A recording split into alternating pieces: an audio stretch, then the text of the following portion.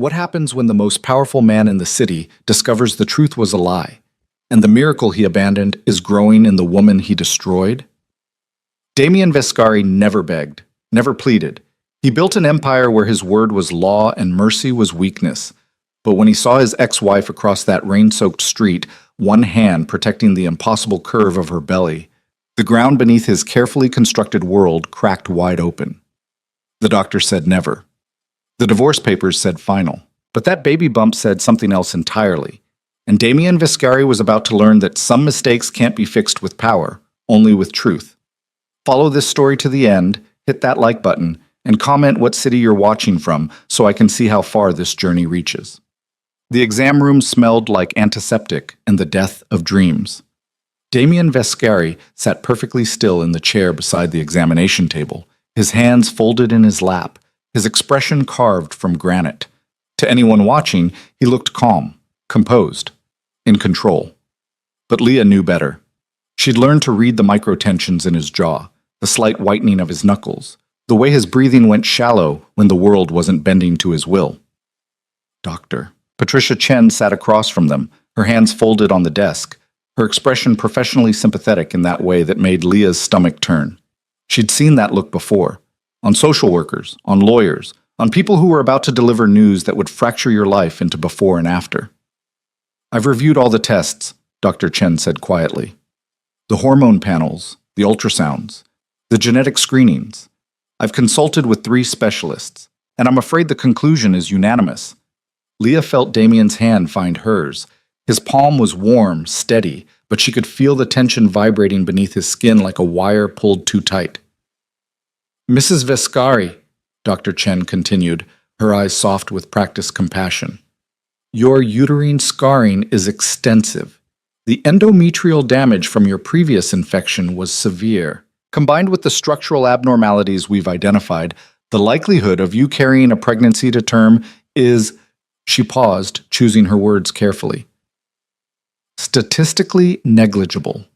I'm very sorry, but natural conception and pregnancy aren't viable options for you. The word hung in the air like smoke. Never. Leah heard it echo in the silence that followed. Not difficult, not unlikely. Never. As in, don't hope, don't try. Don't waste your time dreaming about nurseries and tiny socks and the weight of new life in your arms. What about IVF? Damien's voice was controlled, clinical. He was already problem-solving, already looking for the angle, the leverage, the way to make reality bend. Surrogacy? Dr. Chen's expression didn't change. IVF would require viable eggs and a receptive uterine environment.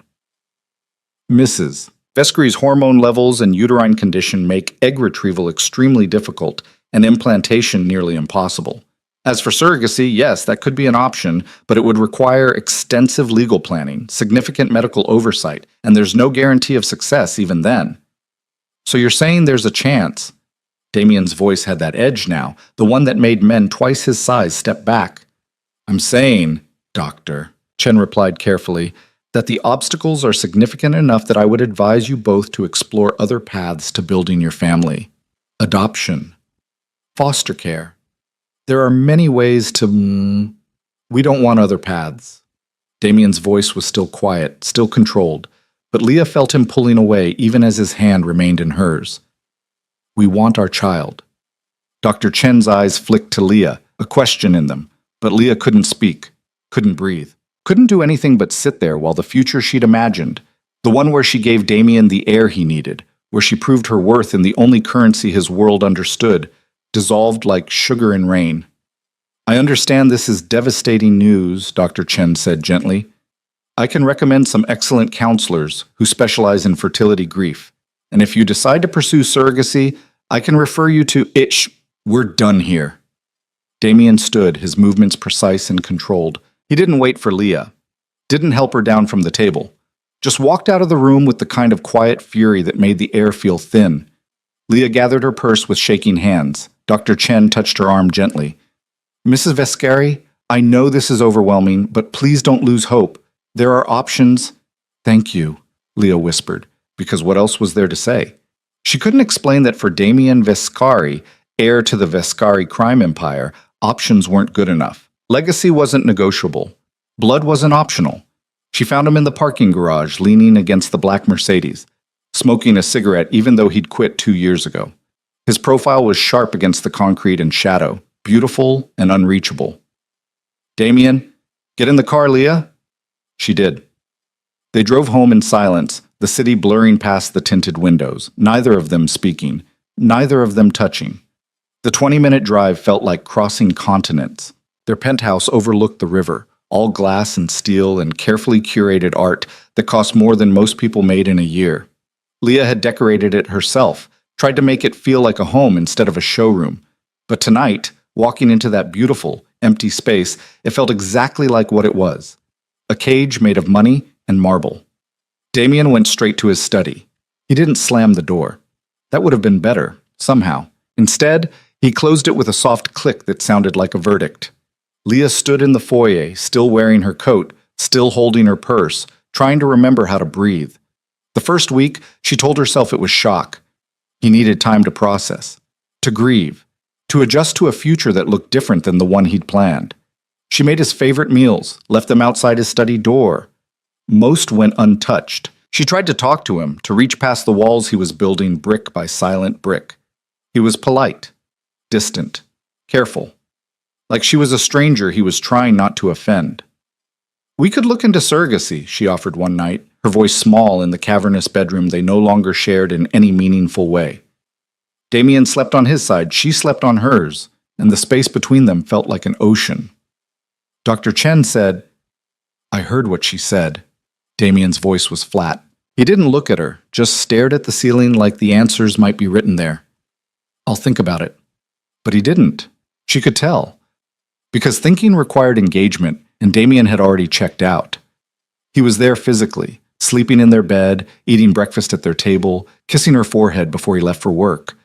But the man she'd married, the one who'd looked at her like she was the answer to questions he didn't know how to ask, was gone. In his place was a ghost going through motions.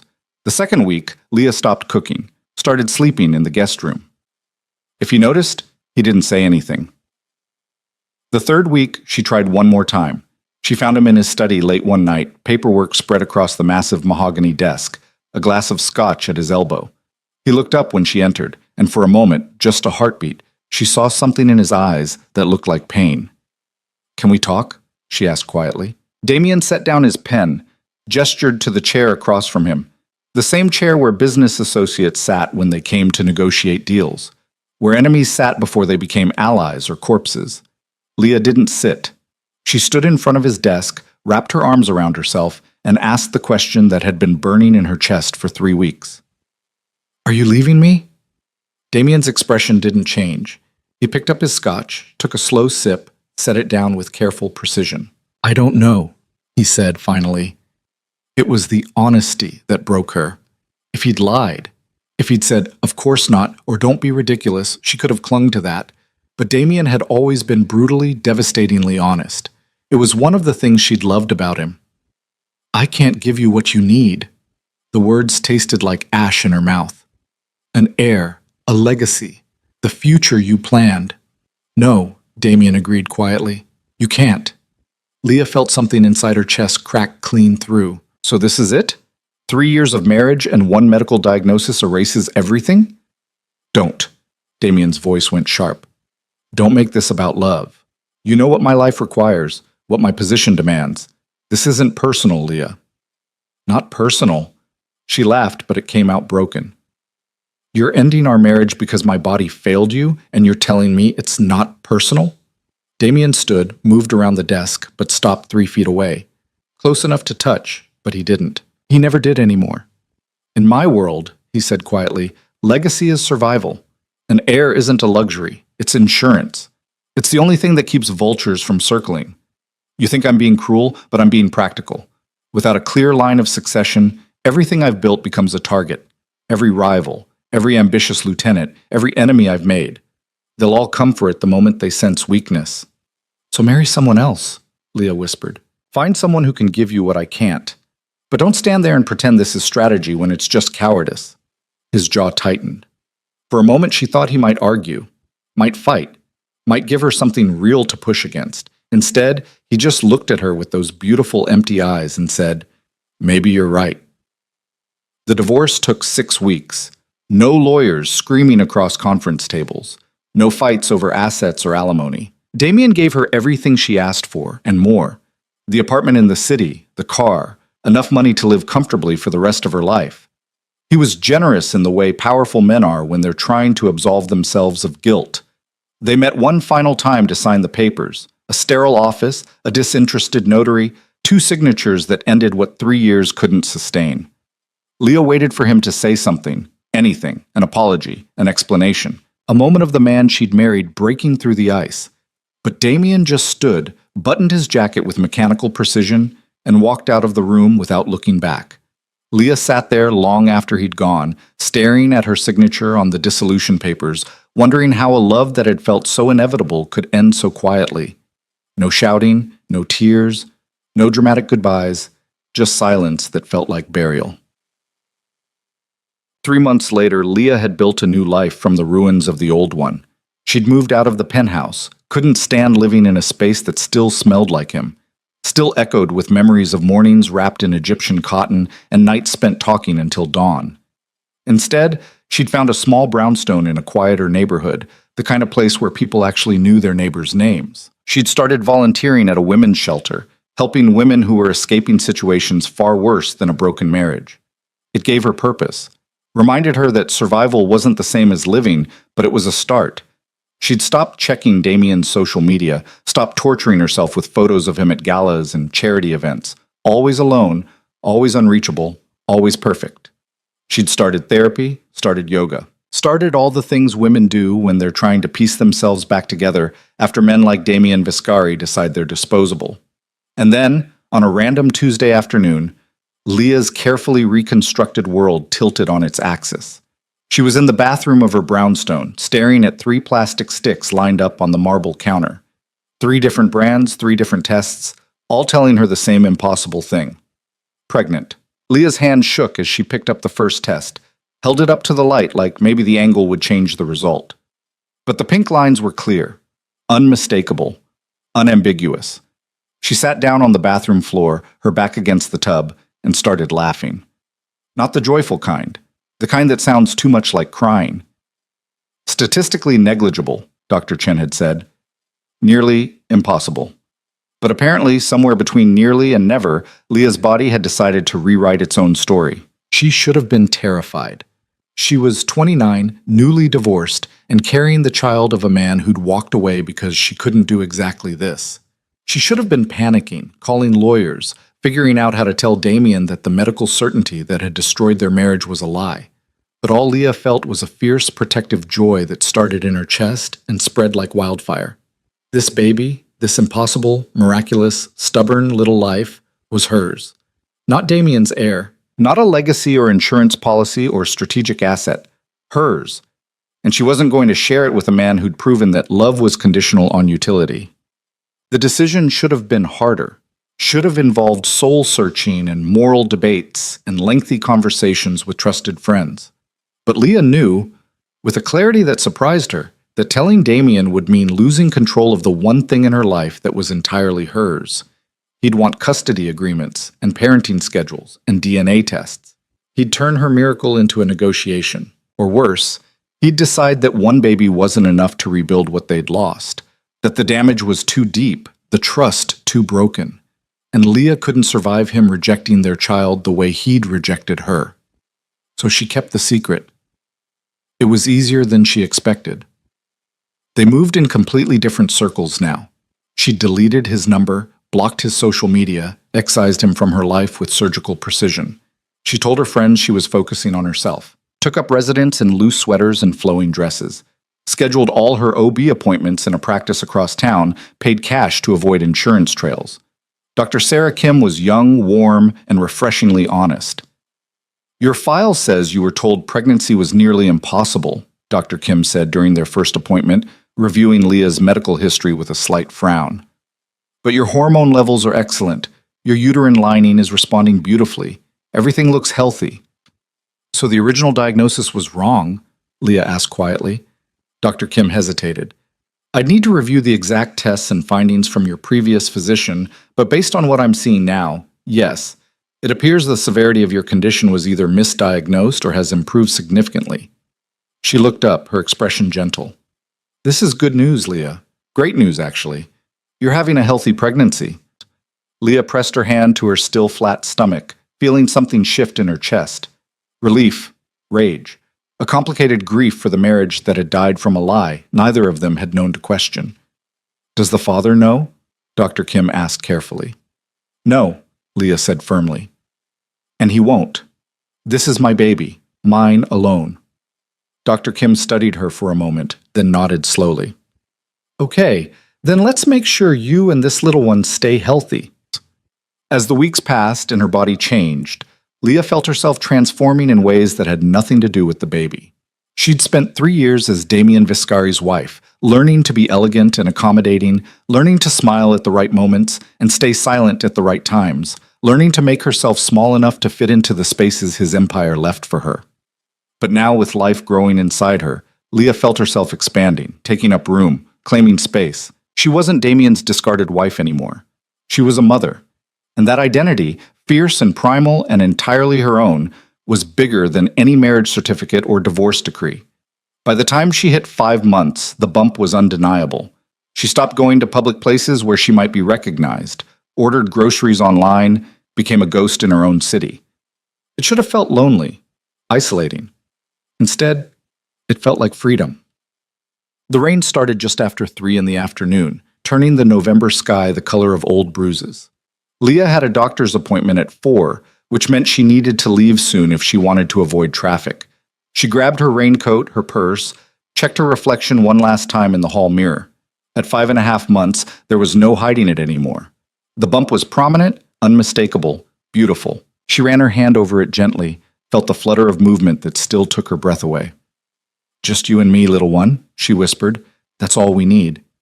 The walk to the subway was only 3 blocks, but the rain was coming down harder now, turning the sidewalk slick and treacherous. Leah kept one hand on her belly, the other clutching her umbrella, her eyes on the pavement. She didn't see him until she was halfway across the intersection at 5th and Madison. Didn't notice the black Mercedes idling at the light, or the man behind the wheel who'd frozen mid-reach for his phone. But Damien saw her. And in the space of a single heartbeat, his entire world collapsed.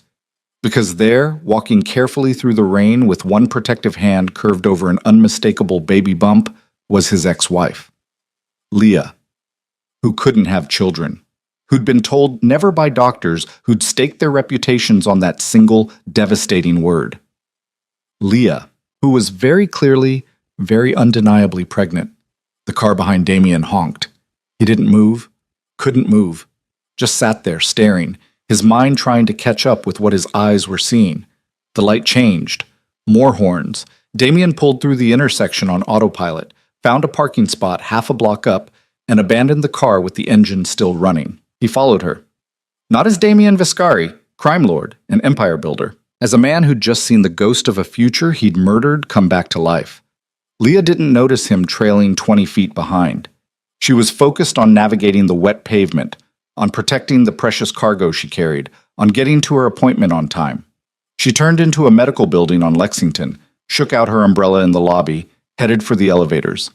Damien caught the closing doors with his palm, stepped inside before she could protest. Leah's head snapped up. Their eyes met in the elevator's mirrored walls. For a moment, neither of them breathed. Then Leah's hand moved to her belly, protective, instinctive, claiming, and Damien felt something in his chest crack wide open. "Leah," he said, and his voice came out rough, raw. Nothing like the controlled tone he'd perfected over years of command. She didn't speak, just stared at him like he was a ghost, or a nightmare. Her face had gone pale, her eyes wide, her breath coming short and sharp. The elevator climbed. 3rd floor, 4th, 5th. "Is it mine?" Damien asked, because he was a man who'd built empires on certainty, and he needed to know if the ground beneath him was solid or smoke. Leah's laugh was bitter. Broken. "Why would it be yours, Damien? I'm infertile, remember? Statistically negligible. Nearly impossible. Those were the words that ended our marriage." "Answer the question." His voice had that edge now, the one that made grown men confess sins they'd buried deep. But Leah wasn't one of his soldiers, wasn't intimidated by power or position. She'd loved him once, and he'd killed that love with silence and distance and the cowardice she'd named correctly. "It doesn't matter," she said quietly. "You made your choice." The elevator stopped. 6th floor. The doors opened onto a hallway that smelled like antiseptic and new beginnings. Leah stepped out without looking back, but Damien followed because walking away was what had destroyed them the first time, and he'd be damned if he made the same mistake twice. "Leah, wait!" She turned on him then, and the fury in her eyes could have melted steel. Don't you dare follow me. Don't you dare act like you have rights here." "If that's my child." "If?" She laughed again, and it sounded like shattered glass. "You want a paternity test? Blood work? Legal proof? Fine. But it won't change anything, Damien. You left because I couldn't give you an heir." "Well, congratulations." "I can. But you don't get to claim this baby just because biology says you contributed DNA. That's not—" Damien stopped, because what could he say? That he'd made a mistake? That he'd been wrong? That he'd spent 3 months in a penthouse that felt like a mausoleum, trying to convince himself that duty mattered more than the woman who'd made him believe in something beyond power? "I was protecting it," Leah whispered, and her voice cracked. "Protecting us. Because I knew that if I told you, you'd make this about legacy and succession and all the things that matter more to you than love. And I couldn't—" Her breath hitched. "I couldn't watch you reject this baby the way you rejected me." The words hit Damien like bullets. Because she was right. Because 3 months ago, he would have done exactly that. Would have made it about empire and inheritance and whether one child was enough to secure what he'd built. But standing in that hallway, watching Leah's hand curve protectively over their impossible miracle, Damien realized something that should have been obvious from the beginning. He was a fool. "How far along?" he asked quietly. Leah's jaw tightened. "Why?" "Because I'm trying to do the math." He took a careful step closer. She didn't back away, but everything about her body language screamed, "Don't touch." "Trying to figure out how long you've been carrying our child alone. How many appointments I've missed. How many nights you've been scared or sick or—" 22 weeks, Leah said flatly. "Almost 5.5 months, and I haven't been alone. I've had Dr. Kim, I've had friends, I've had myself. I didn't need you then, Damien, and I don't need you now." But her voice shook on the last word, and Damien heard what she wasn't saying. "I needed you then, and you weren't there." "Let me fix this," he said, and he hated how desperate he sounded. Damien Viscari didn't beg, didn't plead. But this wasn't business. This was Leah, and the child he'd wanted so badly he'd destroyed everything to get it, only to find out he'd already had the answer in the woman he'd abandoned. "You can't," Leah whispered. "Some things can't be fixed with money or power or—" "I know." Damien's voice cracked. "I know I fucked up. I know I was a coward. I know I let fear make me stupid. But Leah, please, let me try. Let me be there. For you. For our baby. For Mrs. Arden?" A nurse appeared in the doorway of the OB practice, clipboard in hand, professional smile in place. "Dr. Kim is ready for you." Leah looked at Damien one more time. Her eyes were wet, but her voice was steady. "Go home, Damien," she said quietly. "Go back to your empire and your legacy and all the things that mattered more than us. This baby and I, we'll be fine without you. We have to be." Then she walked through the door and disappeared, leaving Damien standing alone in a hallway that smelled like hospitals and regret, his hands shaking, his chest tight with the kind of panic that no amount of power could fix. He'd found her, and he'd already lost her all over again. Damien stood in that hallway for 10 minutes after Leah disappeared, staring at the door like it might open again if he willed it hard enough. Like she might come back out and tell him this was all a nightmare, or better yet, give him another chance to fix what he'd broken. But the door stayed closed, and eventually a security guard approached with the kind of polite firmness that meant you need to leave now. Damien left, got back in his car, drove to the penthouse on autopilot, his mind replaying the moment he'd seen her in that crosswalk, the protective curve of her hand over their child, the look in her eyes when she'd told him to go home. "We'll be fine without you. We have to be." The words echoed in his skull like a verdict. He'd spent 3 months convincing himself he'd made the right choice. That duty and legacy mattered more than love. That walking away from Leah was strategic, necessary, the only logical move for a man in his position. But logic didn't explain why his penthouse felt like a tomb, Why he worked 18-hour days just to avoid going home to a bed that still smelled like her perfume.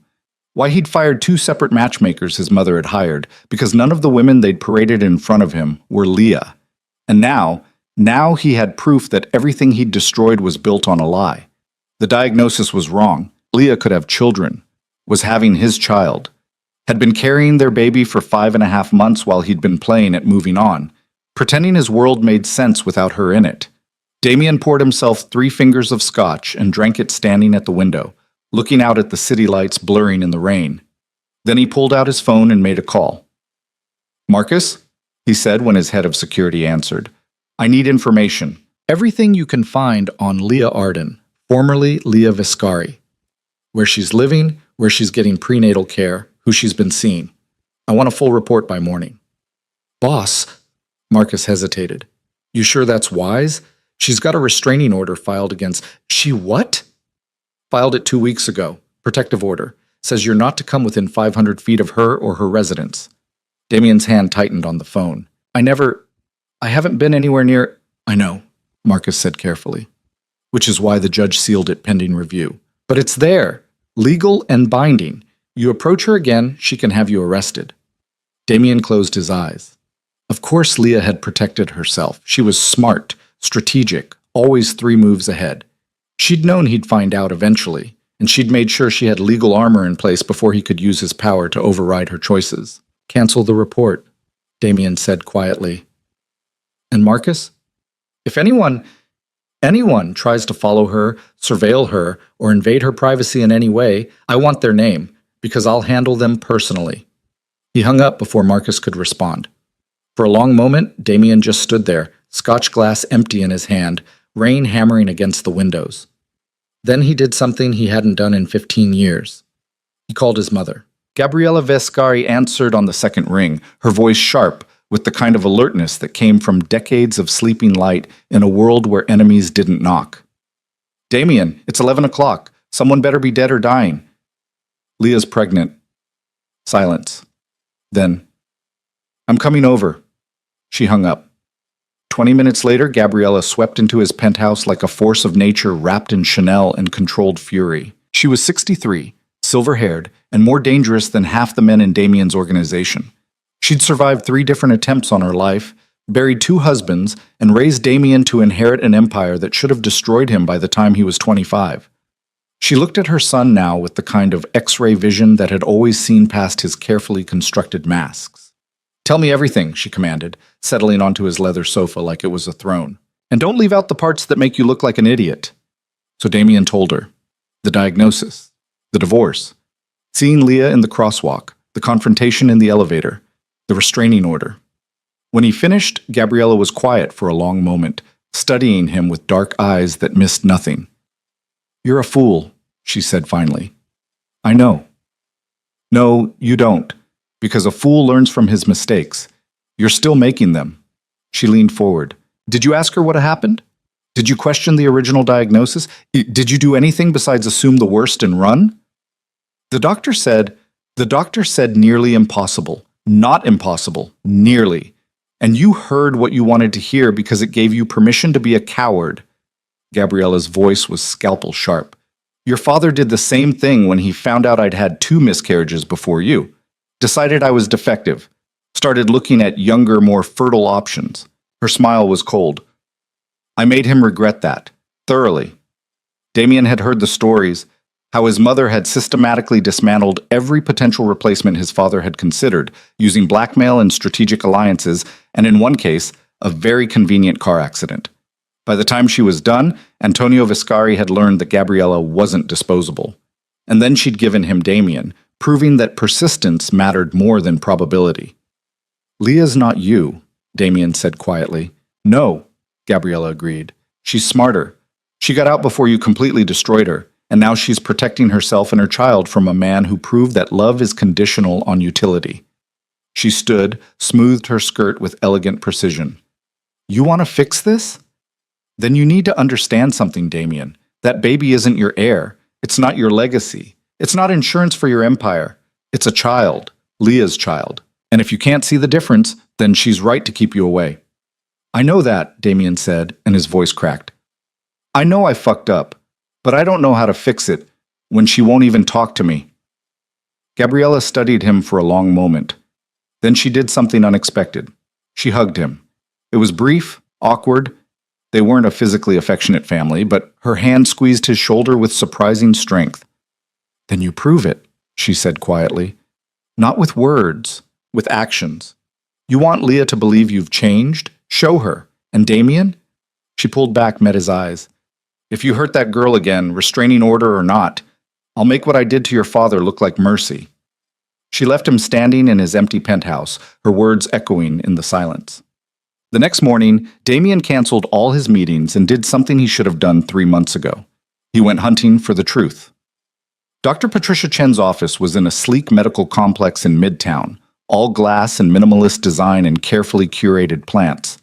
Damien walked past the receptionist without bothering to announce himself, found Chen's private office, and closed the door behind him before she could protest. Mr. Viscari. She stood quickly, her expression shifting from surprise to wariness. I don't have an appointment scheduled with you, and I should remind you that HIPAA regulations prevent me from discussing. You told my wife she could never have children. Damien's voice was quiet, controlled, deadly. You staked your professional reputation on that diagnosis. And yet, 5 months after our divorce, Leah is pregnant. So either you're incompetent or you lied. Which is it? Chen's face went pale. The tests were conclusive. The scarring, the hormone levels. Show me. Damien moved to her desk, gestured to her computer. Pull up her file. Show me the tests you ran, the results you based your conclusive diagnosis on. Mr. Viscari, I can't just... You can. And you will. Because if I find out you misdiagnosed my wife and destroyed my marriage through negligence or incompetence, I won't sue you. I won't file complaints with the medical board. I'll do something much worse. He leaned forward, his voice dropping to a whisper that made grown men confess buried sins. I'll make sure every patient you've ever treated knows that Dr. Patricia Chen plays fast and loose with diagnoses that alter lives. I'll make sure your practice folds within 6 months. I'll make sure you spend the rest of your career wondering if you ever actually knew what you were doing. Chen's hands shook as she opened Leah's file on her computer. Damien moved around the desk, watched over her shoulder as she pulled up test results, ultrasound images, lab reports. And there, buried in the notes section of a hormone panel from 8 months ago, he found it. Patient sample potentially compromised. Recommend retest. The note was dated 3 days before Chen had delivered her final diagnosis. 3 days before she'd told them never. You knew, Damien said, his voice gone flat. You knew the sample was compromised and you diagnosed her anyway. It was a judgment call, Chen said quickly. The other tests showed scarring and structural abnormalities that made pregnancy difficult, not impossible.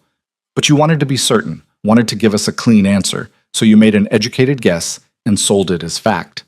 Damien's hands curled into fists. Do you have any idea what you've done? Mr. Vescri, I'm sorry if the diagnosis caused distress, but medicine isn't an exact science. We make recommendations based on the best available. You didn't make a recommendation. You delivered a verdict. You told Leah she could never have children. Not probably not. Not extremely unlikely. Never. His voice was shaking now, rage and grief battling for dominance. And when we asked about other options, you steered us toward adoption instead of suggesting a second opinion or retesting. Why? Chen didn't answer, but her eyes flicked to a framed certificate on the wall, an award from a fertility clinic partnership program. Understanding hit Damien like cold water. You get kickbacks, he said quietly, from the adoption agencies, the surrogacy clinics. You tell desperate couples their options are limited, then conveniently refer them to facilities that pay you consultation fees. That's not... I would never... But her face said everything her mouth wouldn't. Damien pulled out his phone, took photos of the computer screen, the compromised sample note, the framed certificate. Then he looked at Chen with the kind of cold fury that had built empires and buried enemies. You have 24 hours to contact every patient you've diagnosed with infertility in the past 3 years and offer free retesting, he said quietly. You will personally oversee each case. You will not charge a single dollar. And if I find out you've cut corners or tried to bury this, I'll make sure the medical board knows exactly what Dr. Patricia Chen's professional judgment is worth. You can't... I can. And I will. Damien headed for the door, then paused. One more thing. You will never practice obstetrics again. You'll transfer your patients to competent physicians, you'll close your OB practice within 30 days, and you'll find a different specialty. Because women like Leah deserve doctors who care more about truth than commission checks. He left Chen sitting at her desk, her carefully constructed career crumbling around her, and felt nothing but cold satisfaction. It wasn't enough. Wouldn't undo the damage. Wouldn't bring back the 3 months he'd wasted or repair the trust he'd shattered. But it was a start.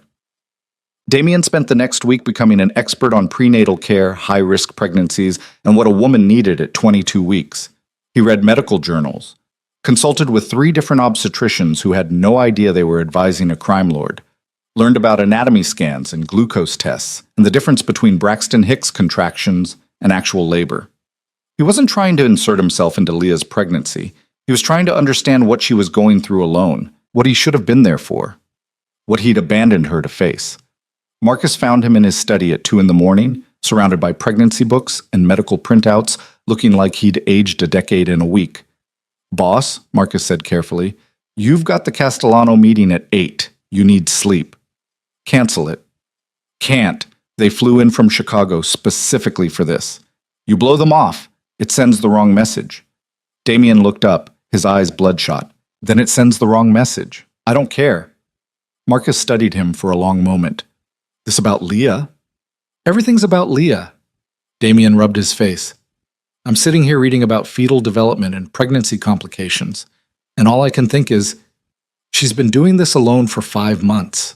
Every doctor's appointment, every moment of fear, every time she felt the baby move for the first time.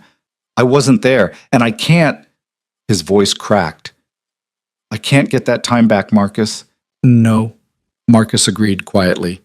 "You can't. But you can be there going forward, if she lets you." "She won't. She's got a restraining order. She told me to leave. She's protecting herself," Marcus interrupted. "Same way you protected your empire by divorcing her. Can't really blame her for using the tools available."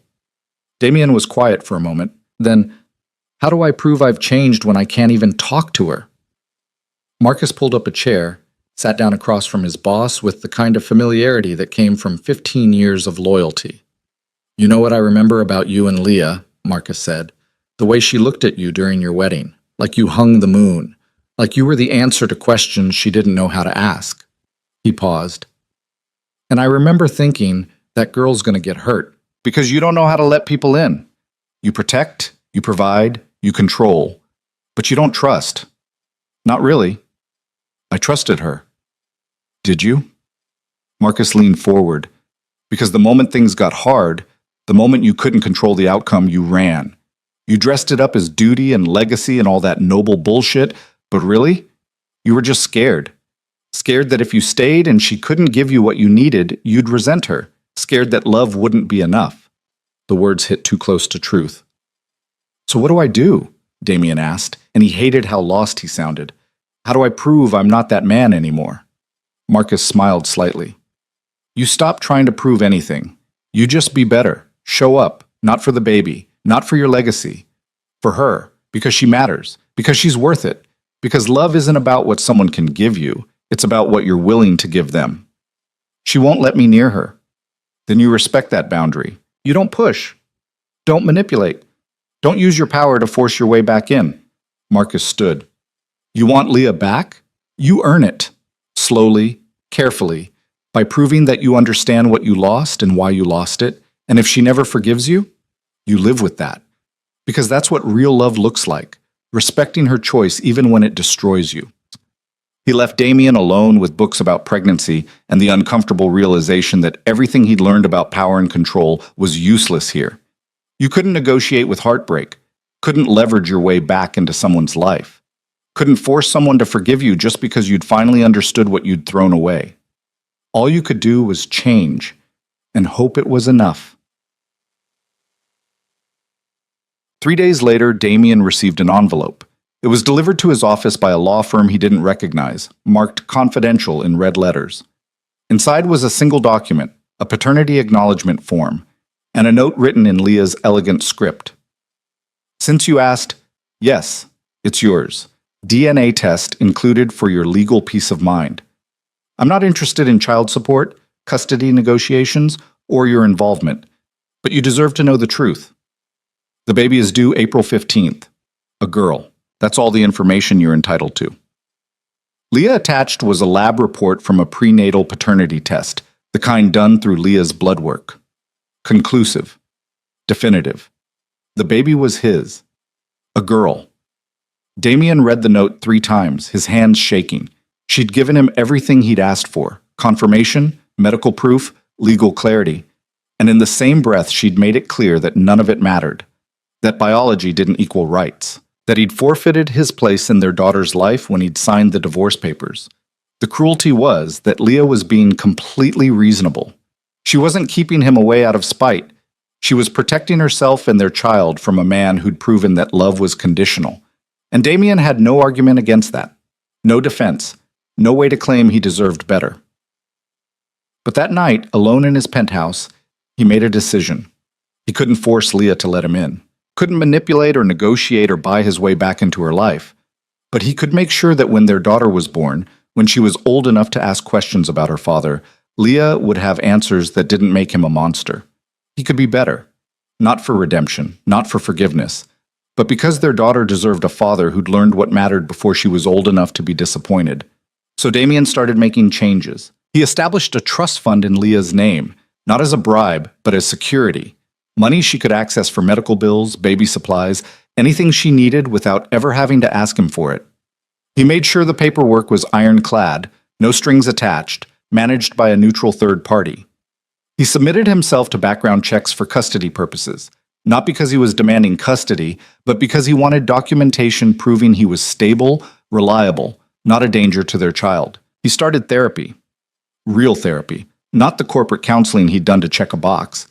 He sat across from a woman named Dr. Reeves and talked about his father's death, his mother's expectations, the way power had become a substitute for connection.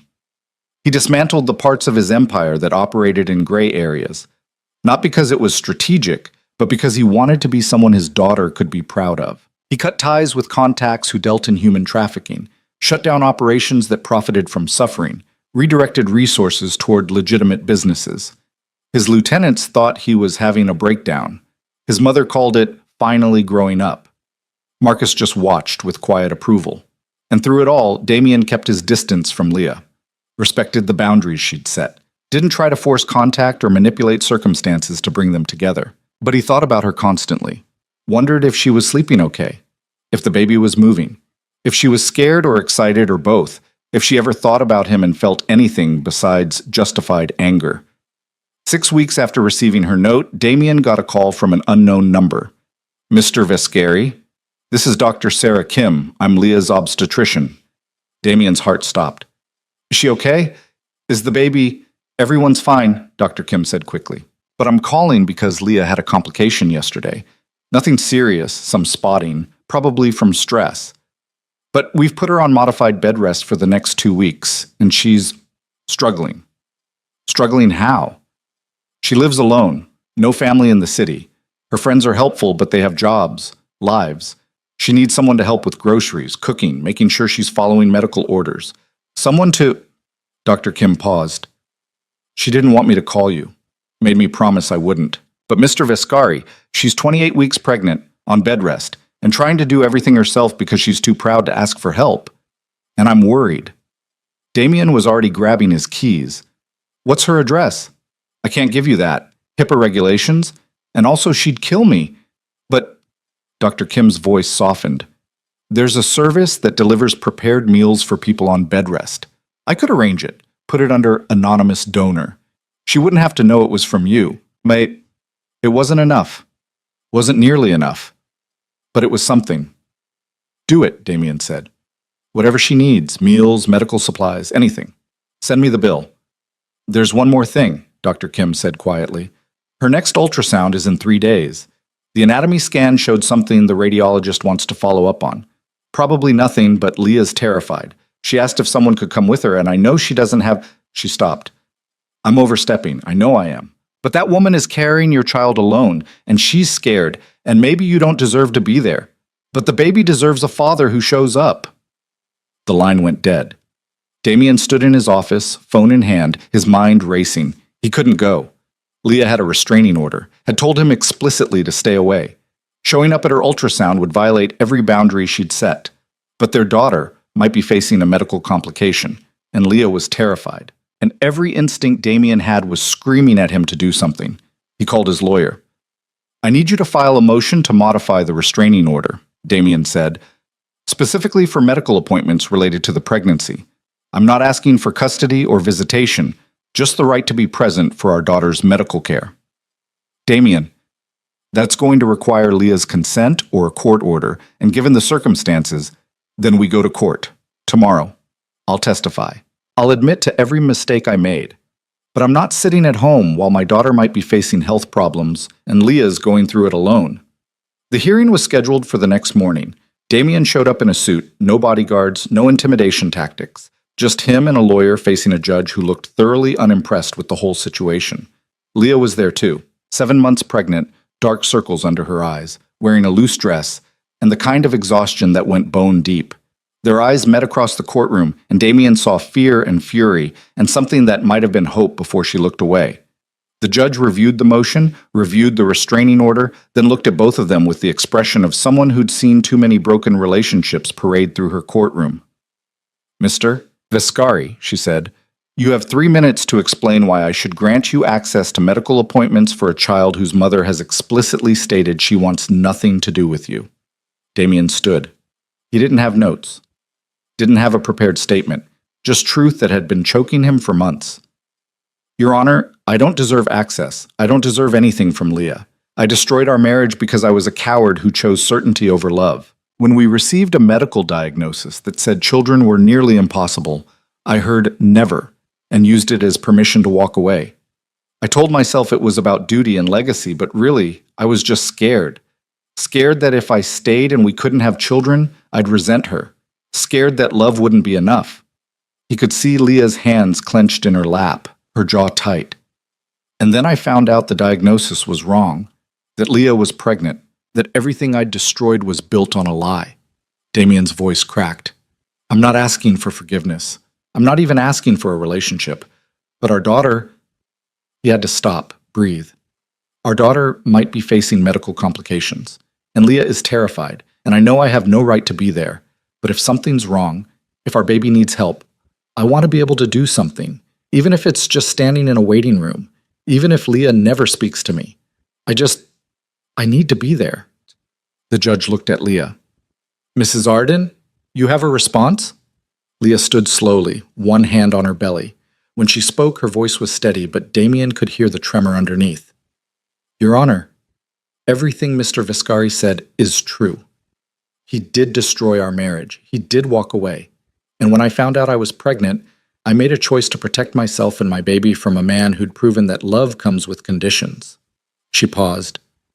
"But I've also spent the last month watching him change. I've seen the trust fund he established, the background checks he submitted, the therapy appointments, the way he's restructured his business to be something our daughter wouldn't be ashamed of."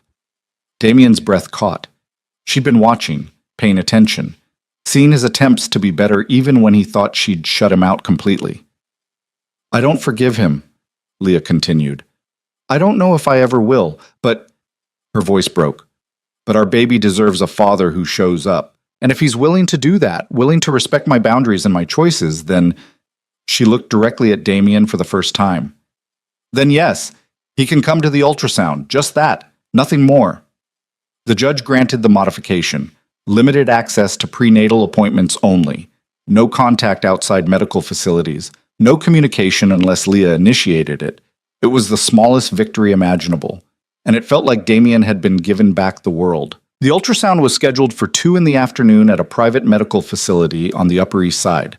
Damien arrived 15 minutes early, not because he was anxious, though he was, but because showing up late would have been disrespectful, and he'd already disrespected Leah enough for a lifetime. He waited in the lobby, a sleek space with abstract art and soft music designed to make nervous parents feel calm. It didn't work. Damien sat in an uncomfortable modern chair, his hands clasped between his knees, watching the door like it might tell him something about the future. Leah arrived exactly on time. She always had been punctual, one of the thousand small things he'd loved about her, and never thought to mention until it was too late to matter. She was wearing a soft gray sweater that draped over her belly, dark jeans, her hair pulled back in a simple ponytail. She looked beautiful and exhausted and so fragile that Damien wanted to wrap her in steel. Their eyes met across the lobby. Leah's expression was carefully neutral, giving him nothing. She walked to the reception desk, signed in, then took a seat 3 chairs away from him, close enough to acknowledge his presence, far enough to make the distance clear. They sat in silence. Damien wanted to say something, apologize again, ask how she was feeling, make some kind of connection, but the words stuck in his throat. What could he say that wouldn't sound hollow? What comfort could he offer when he was the reason she needed comforting? Mrs. Arden? A nurse appeared in the doorway, clipboard in hand, professional smile in place. We're ready for you. Leah stood. So did Damien. The nurse's smile flickered with confusion, her eyes moving between them like she was trying to solve a puzzle. Leah paused, and Damien could see her choosing words carefully. He's the father. He has court permission to attend. The nurse's expression shifted to understanding, then sympathy. She'd clearly seen her share of complicated family situations. Of course, follow me, please. They walked down a hallway lined with photos of smiling babies, proud parents, families that looked nothing like whatever broken thing Damien and Leah had become. The exam room was small, dimly lit, dominated by an ultrasound machine that looked like something from a spaceship. If you'll have a seat on the table, Mrs. Arden, the nurse said, gesturing to the examination table covered in sterile paper. And Dad can sit here. She indicated a chair positioned near Leah's head, close enough to see the screen but not so close as to invade space. Leah settled onto the table with the careful movements of someone carrying precious cargo. The nurse draped a paper sheet across her lap, then helped her lift her sweater to expose her belly. Damien had seen Leah's body before, had mapped every inch of it, knew it better than his own. But seeing the taut swell of her abdomen now, knowing their daughter was growing inside, made his chest tight with something that felt too big for his ribs. Dr. Kim will be right in, the nurse said, dimming the lights further before slipping out. And then they were alone. The silence stretched between them like a living thing. Damien could hear Leah breathing, hear the soft hum of medical equipment, hear his own heartbeat loud in his ears. Thank you, he said finally, his voice quiet, for letting me be here. Leah didn't look at him, just stared at the ceiling, her hands resting on either side of her belly. I'm not doing it for you. I know. I'm doing it because Dr. Kim said the baby might have a heart murmur, and if she does, if she needs surgery or... Leah's voice cracked. If something's wrong, I didn't want to face it alone, and I didn't want to call my friends and scare them when it might be nothing. The confession hurt more than anger would have, because it meant Leah was so alone, so isolated in her fear, that even the man who'd destroyed her was better than no one. What did Dr. Kim say exactly? Damien asked carefully. That the radiologist saw something on the last ultrasound, an irregularity in the heart chambers. Could be normal variation, could be a septal defect, could be... She pressed her lips together. She said not to panic until we know more. But how do you not panic when they tell you your baby's heart might not be right? Damien's hands curled into fists. He wanted to touch her, to offer some kind of physical comfort, but he knew better. Whatever it is, we'll handle it. The best doctors, the best care. Whatever she needs. I'll handle it, Leah corrected, her voice sharp. You don't get to we anymore, Damien. You gave up that privilege when you signed the divorce papers. Before he could respond, Dr. Kim entered, her expression warm and professional. She was younger than Damien expected, maybe mid-30s, with kind eyes and the kind of calm that came from delivering both good and bad news with equal grace. Leah, Mr. Viscari. She nodded to each of them, then settled onto a rolling stool beside the ultrasound machine. How are we feeling today? Terrified, Leah said bluntly. That's understandable, but let's see what we're working with before we borrow trouble, okay? Dr. Kim squeezed gel onto Leah's belly, then picked up the ultrasound wand. This might be cold. The screen flickered to life, showing gray and white shadows that slowly resolved into shapes. Damien had no idea what he was looking at. It looked like a Rorschach test designed by someone on hallucinogens, but Doctor, Kim was nodding, moving the wand carefully across Leah's belly. There she is, Dr. Kim said softly, and suddenly the chaos resolved into something recognizable. A profile. A tiny nose. fingers curled near a face. Beautiful position. Let me get some measurements. Damien couldn't breathe, couldn't think, could only stare at the screen showing his daughter, their daughter, moving gently in the dark safety of Leah's womb. She was real, not an abstract concept or a source of conflict, but a person, small and fragile and completely dependent on the woman he'd abandoned. Is her heart okay? Leah's voice was tight with fear. Dr. Kim moved the wand, adjusted the angle, and the image shifted to show a rapidly fluttering rhythm. Let's take a look. There's the four-chamber view, and there, she pointed to the screen, where Damien could see what looked like four distinct spaces, all pulsing in synchronization. That's what we want to see. Four chambers, all functioning beautifully. The irregularity the radiologist noted appears to have resolved. It was likely just the baby's position during the last scan making the image unclear. Leah made a sound somewhere between a laugh and a sob. Her hands flew to her face, covering her eyes as her whole body shook with relief. So she's okay? Damien asked, his own voice rough. Her heart is fine? Her heart is perfect, Dr. Kim confirmed, smiling. Strong, healthy, exactly what we want to see at 28 weeks. Everything else looks good too. Growth is right on track, fluid levels are excellent, placenta is functioning well. You've got a very healthy baby girl in there, Leah. Leah was crying now, quiet tears streaming down her face. Damien's hand moved without conscious thought, reaching for hers.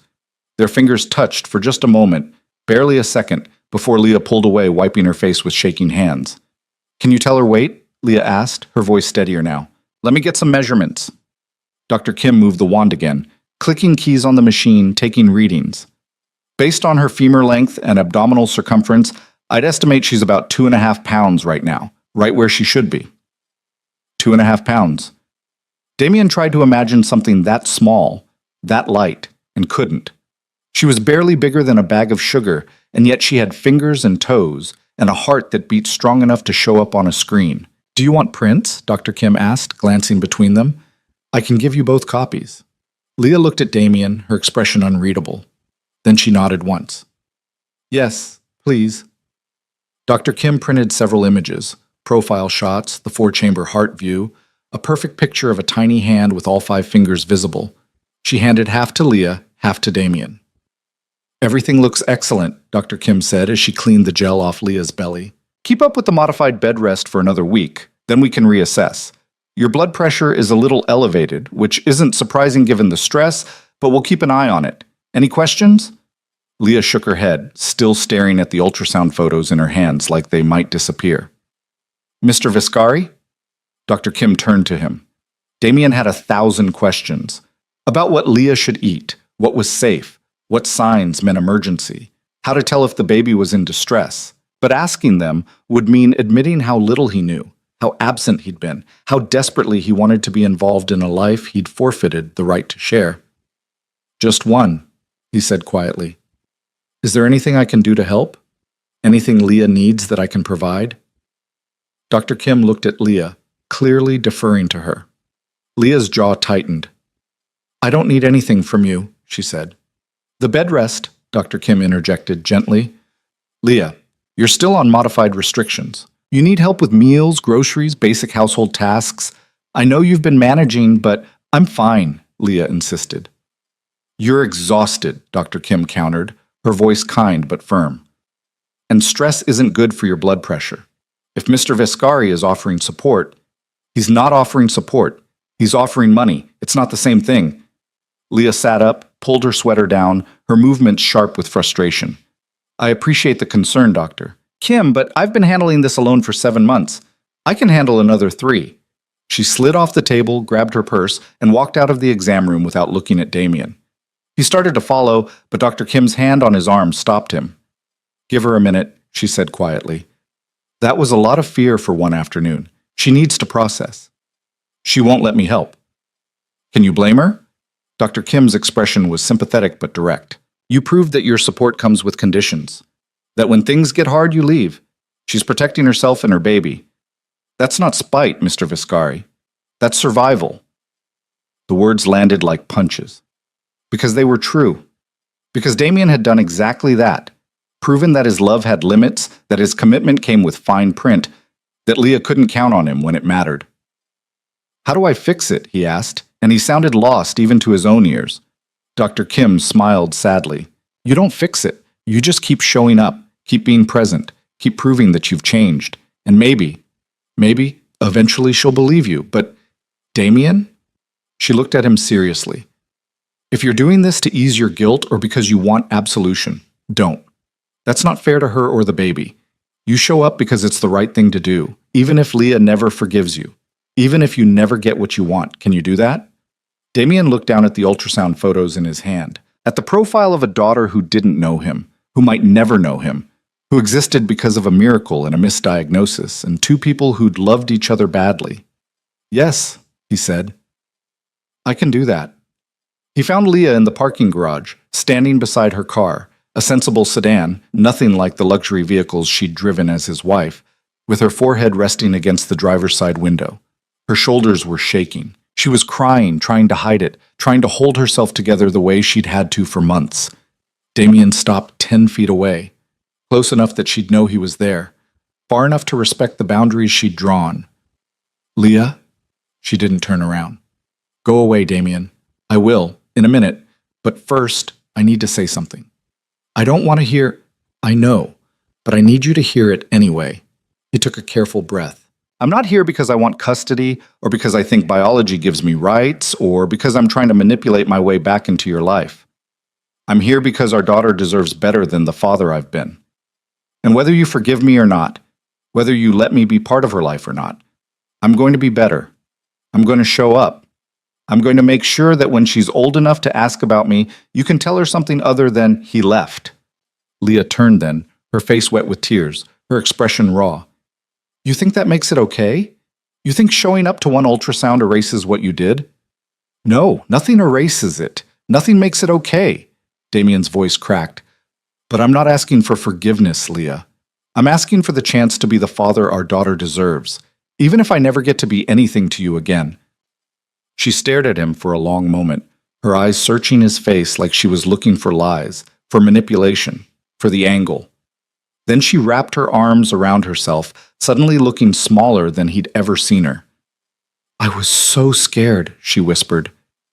When Dr. Kim said there might be something wrong with her heart, I was terrified, and I didn't know who to call. My friends are wonderful, but they don't understand. They haven't been through this. And you were the only person who would care as much as I do, who would be as scared as I was. And I hated that, hated needing you, hated that even after everything, you're still the person I think of when I'm falling apart. The confession broke something in Damien's chest. I'm sorry. I'm so fucking sorry, Leah, for all of it, for leaving, for making you feel like you had to do this alone, for... Stop. Her voice was sharp. I don't want apologies. I want... She paused, pressing her hands to her belly. I want to believe you've changed, but I don't know how to trust you again. Every time I think about letting you in, I remember the way you looked at me in that doctor's office. Like I'd failed you, like I wasn't enough. You were always enough, Damien said, his voice breaking. You were everything. I was just too much of a coward to see it. Then prove it. Leah met his eyes, her expression fierce despite the tears. Not with money, not with grand gestures. Prove it by showing up, by being consistent, by respecting my boundaries even when it's hard, by being the man I thought I married instead of the one who left. I will, Damien promised, however long it takes, whatever you need. Leah nodded slowly, then opened her car door. I have another appointment in 2 weeks, the glucose test. Dr. Kim wants to monitor my blood sugar because of the bed rest. She looked at him. You can come, if you want. It was the smallest olive branch imaginable, and it felt like being handed the moon. I'll be there, Damien said. Leah got in her car, started the engine, then rolled down the window. Damien? Her voice was softer now, almost tentative. She really is okay. Her heart? Perfect, Damien said, and his smile felt like the first real thing he'd done in months. Dr. Kim said perfect. Leah's expression crumpled with relief. Then she rolled up the window and drove away, leaving Damien standing in the parking garage with ultrasound photos in his hand and hope, fragile, terrifying hope, beginning to take root in his chest. The next 2 weeks were an exercise in restraint. Damien wanted to call Leah to check in, to make sure she was following the bed rest orders and eating properly and not stressing about things that would spike her blood pressure. But he didn't, because calling would be crossing a boundary, and he'd promised to respect the limits she'd set. Instead, he channeled his energy into preparation. He read everything he could find about glucose testing, gestational diabetes, third trimester complications. He consulted with nutritionists about meal plans for pregnant women on bed rest. He researched the best pediatric cardiologists in the city, just in case the heart murmur came back or something else developed. He was becoming an expert on a pregnancy he wasn't part of, preparing for a future he might never get to share. Marcus found him in the gym at 6 in the morning, beating the hell out of a heavy bag like it had personally wronged him. "You keep that up, you're going to break your hands before the baby gets here," Marcus observed, leaning against the door frame. Damien landed one more punch, then stepped back, breathing hard. "Can't sleep." "Yeah, I noticed. You've been running on about 4 hours a night for weeks." Marcus tossed him a towel. "What's eating you?" "Everything?" Damien wiped his face, his hands still wrapped in tape and leather. "Leah's due in less than 3 months, and I don't know if I'll be in the delivery room or finding out I have a daughter through a text message. I don't know if she'll let me help or if I'm going to spend the rest of my life watching my kid grow up from a distance. I don't know if—" He stopped, pressed the heels of his hands against his eyes. "I don't know if I can do this, Marcus. Be patient. Wait. Hope that eventually Leah might let me be a father." "You don't have a choice," Marcus said bluntly. "You fucked up. Now you live with the consequences. And those consequences include not knowing, not controlling, not having any certainty about what comes next. That's not helpful. It's not supposed to be helpful.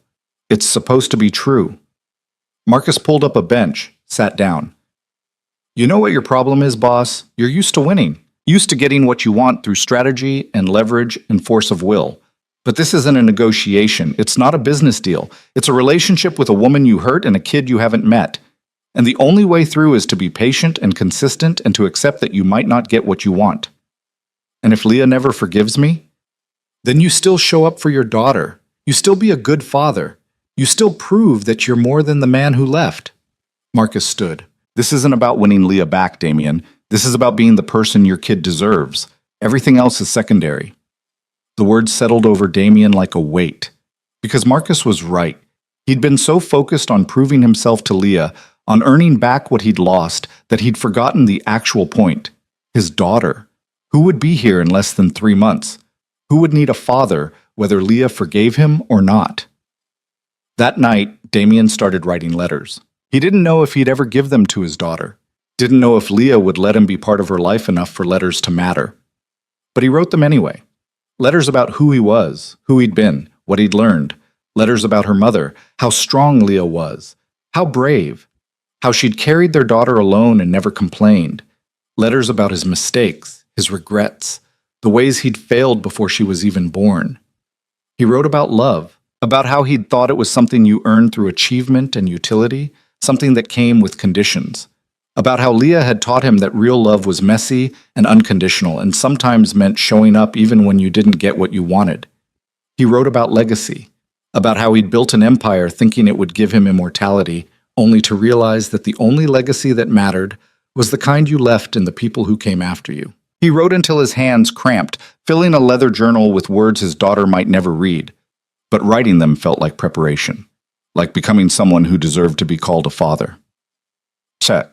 The glucose test appointment was at 10 on a Tuesday morning. Damien arrived at 9:45, early enough to be respectful, but not so early as to seem desperate. He found Leah in the waiting room, drinking what looked like flat orange soda from a plastic bottle. "That's disgusting," she said when she saw him looking. "They make you drink 100 grams of sugar, then test your blood after an hour to see how your body processes it. It tastes like someone dissolved candy corn in battery acid." Damien sat down 2 chairs away, the same careful distance they'd maintained at the last appointment. "How are you feeling?" "Like I'm about to vibrate out of my skin from the sugar rush. Also nauseous. Also exhausted because your daughter decided 3 a.m. was a great time to practice gymnastics." But she said it with a small smile, her hand resting on her belly. "How are you?" It was the first time she'd asked, the first time she'd initiated conversation beyond logistics and boundaries. Damien felt something loosen in his chest.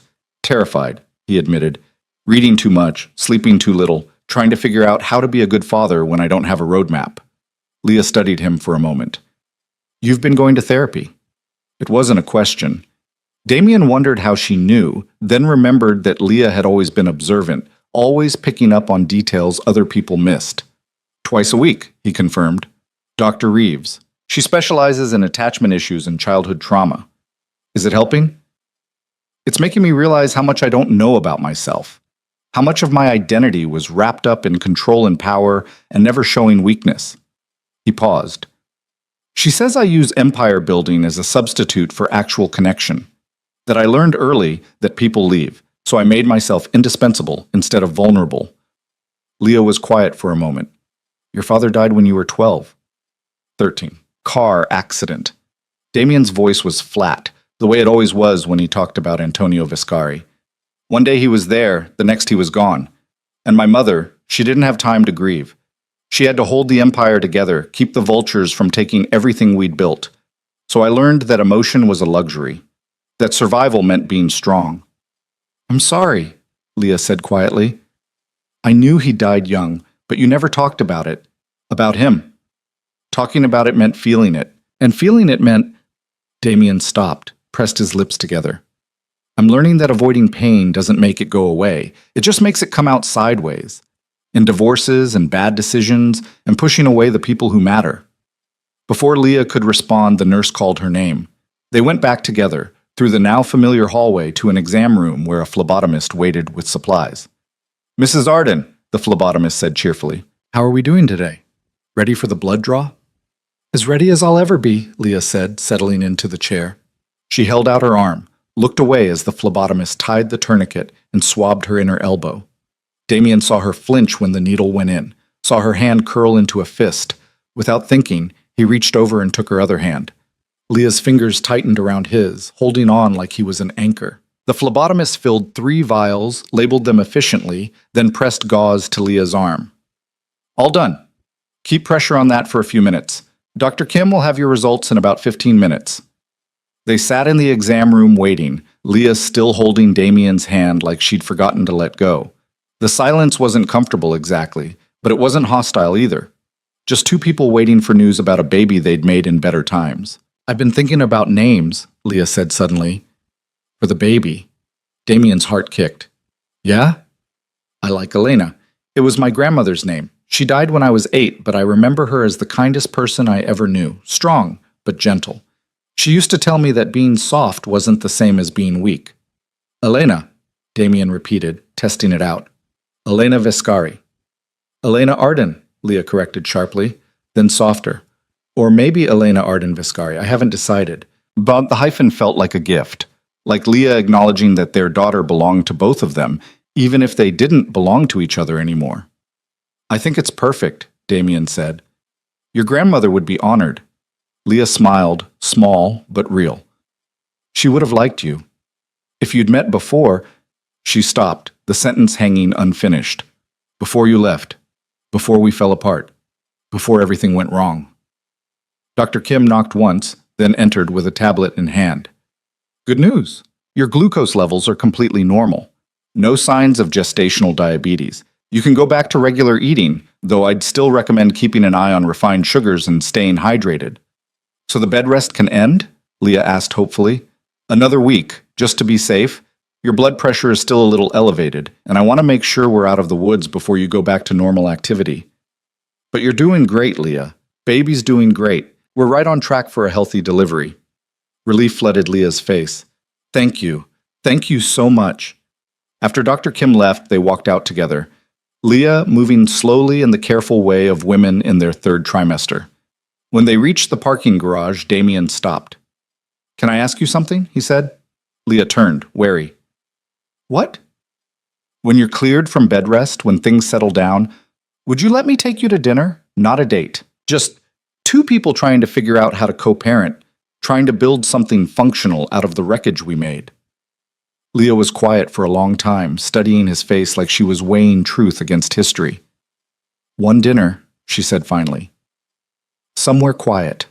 Somewhere we can talk without the whole city watching. And Damien? Her eyes were serious.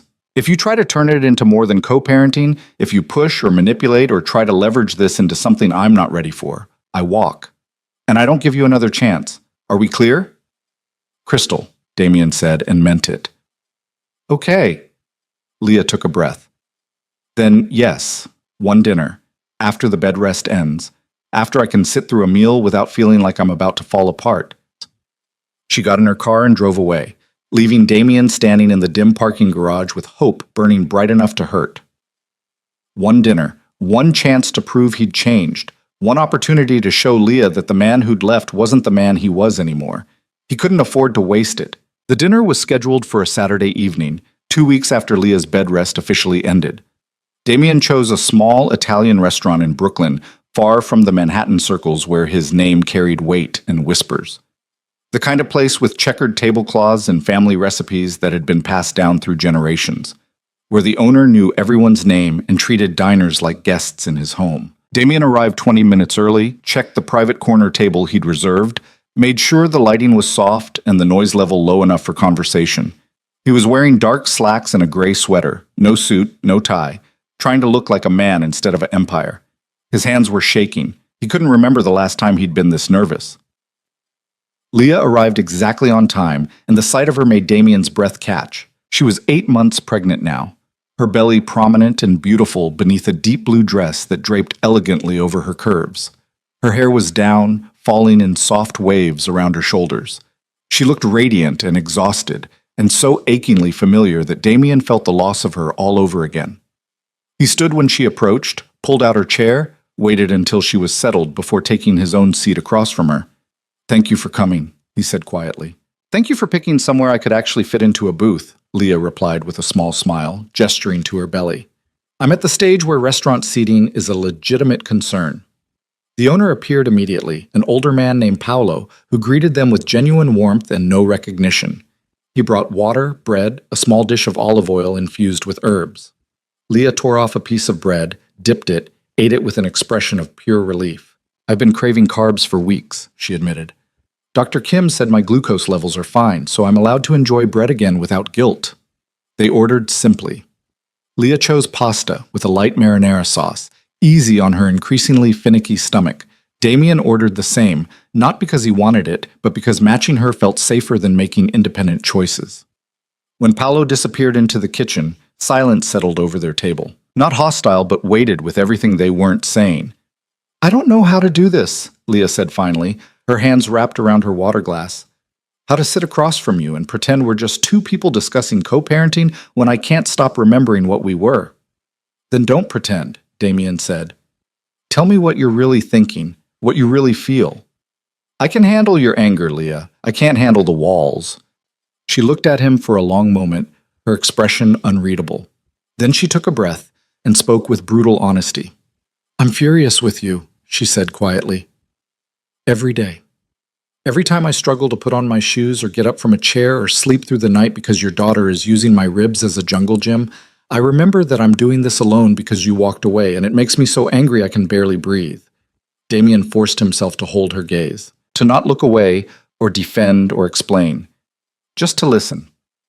"But I'm also furious with myself," Leah continued, her voice cracking, "because I see you at these appointments, and I see you trying, and part of me wants to believe you've changed, wants to let you in. And I hate that part of me.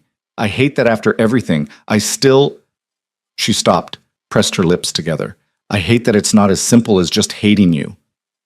"I don't want you to stop hating me," Damien said carefully. "I deserve your anger. I deserve every bit of rage you're feeling. But Leah, I need you to know, the man who left you in that exam room, I'm not him anymore. I can't be. Because he was a coward who chose fear over love, and I refuse to be that person when our daughter gets here."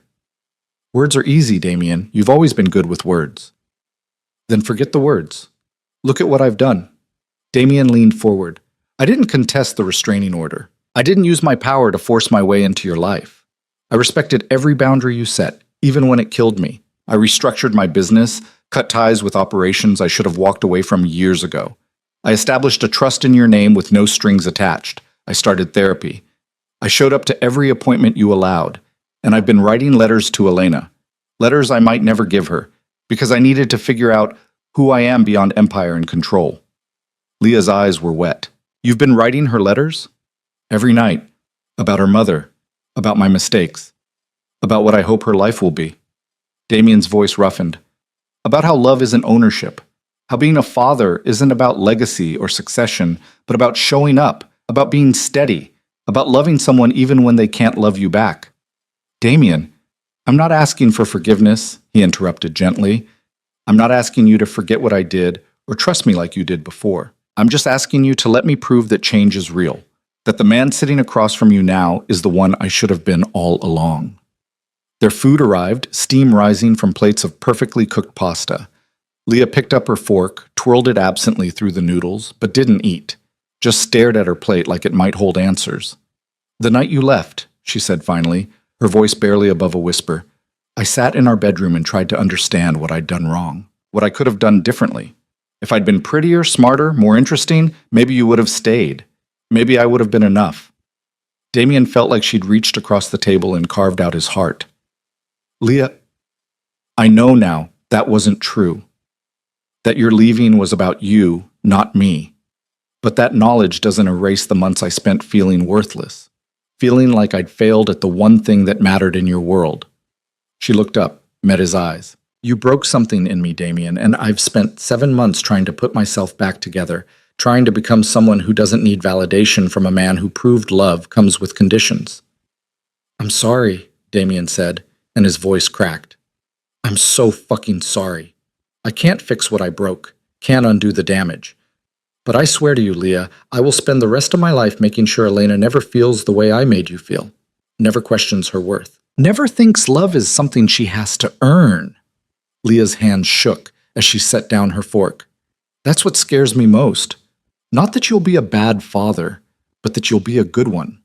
That Elena will love you the way I did, and that one day, when things get hard or she disappoints you or she doesn't fit into the life you've planned, you'll leave her too. The fear in her voice gutted him, because it wasn't irrational, wasn't unfounded. He'd given her every reason to believe that his love came with escape clauses. Then watch me, Damien said, leaning forward. For the next 3 months, 6 months, year, however long it takes. Watch me show up. Watch me be consistent. Watch me prove that the pattern you're afraid of isn't who I am anymore. And if I ever, ever give you reason to think I'm going to hurt Elena, you cut me out, completely. No second chances, no explanations. You protect our daughter the way you've been protecting her since the moment you found out you were pregnant. Leah wiped her eyes with shaking hands. I want to believe you, so badly. But belief isn't something I can force. It has to be earned. And Damien, you're starting from so far in the negative that I don't know if there's enough time or effort in the world to balance the scale. Then I'll keep trying, Damien said simply, for as long as it takes. They ate in silence for a while, both of them pushing food around their plates more than actually eating. The restaurant hummed with the sounds of other diners, other conversations, other people whose lives hadn't imploded under the weight of medical misdiagnoses and failed marriages. Tell me about the therapy, Leah said eventually. What have you been working on? Damien set down his fork, grateful for the shift in conversation. Doctor. Reeves says I have anxious attachment patterns rooted in my father's death, that I learned early that people leave, so I developed strategies to protect myself. Building an empire where I was indispensable. Creating relationships based on utility rather than vulnerability. Maintaining control so I'd never be blindsided again. That makes sense, Leah said quietly. You always needed to know where I was, who I was with, what I was doing. I thought it was protectiveness, but it was fear, Damien admitted. Fear that if I didn't monitor everything, you'd slip away. And the ironic thing is, by trying so hard to prevent loss, I created it. I pushed you away by refusing to be vulnerable, by making our relationship transactional. What does Dr. Reeves say about that? That I need to learn to sit with uncertainty, to accept that love means risk, that there are no guarantees and trying to create them through control just destroys the thing I'm trying to protect. He paused. She also says I need to grieve, for my father, for our marriage, for the version of myself that thought power was enough. Leah reached across the table then, her hand covering his. It was the first time she'd initiated touch since the elevator confrontation, and Damien felt the contact like electricity. I'm proud of you, she said softly, for doing the work, for being willing to look at the ugly parts and not run away. I ran once, Damien said, turning his hand to lace his fingers through hers. I'm not running again, no matter how hard it gets.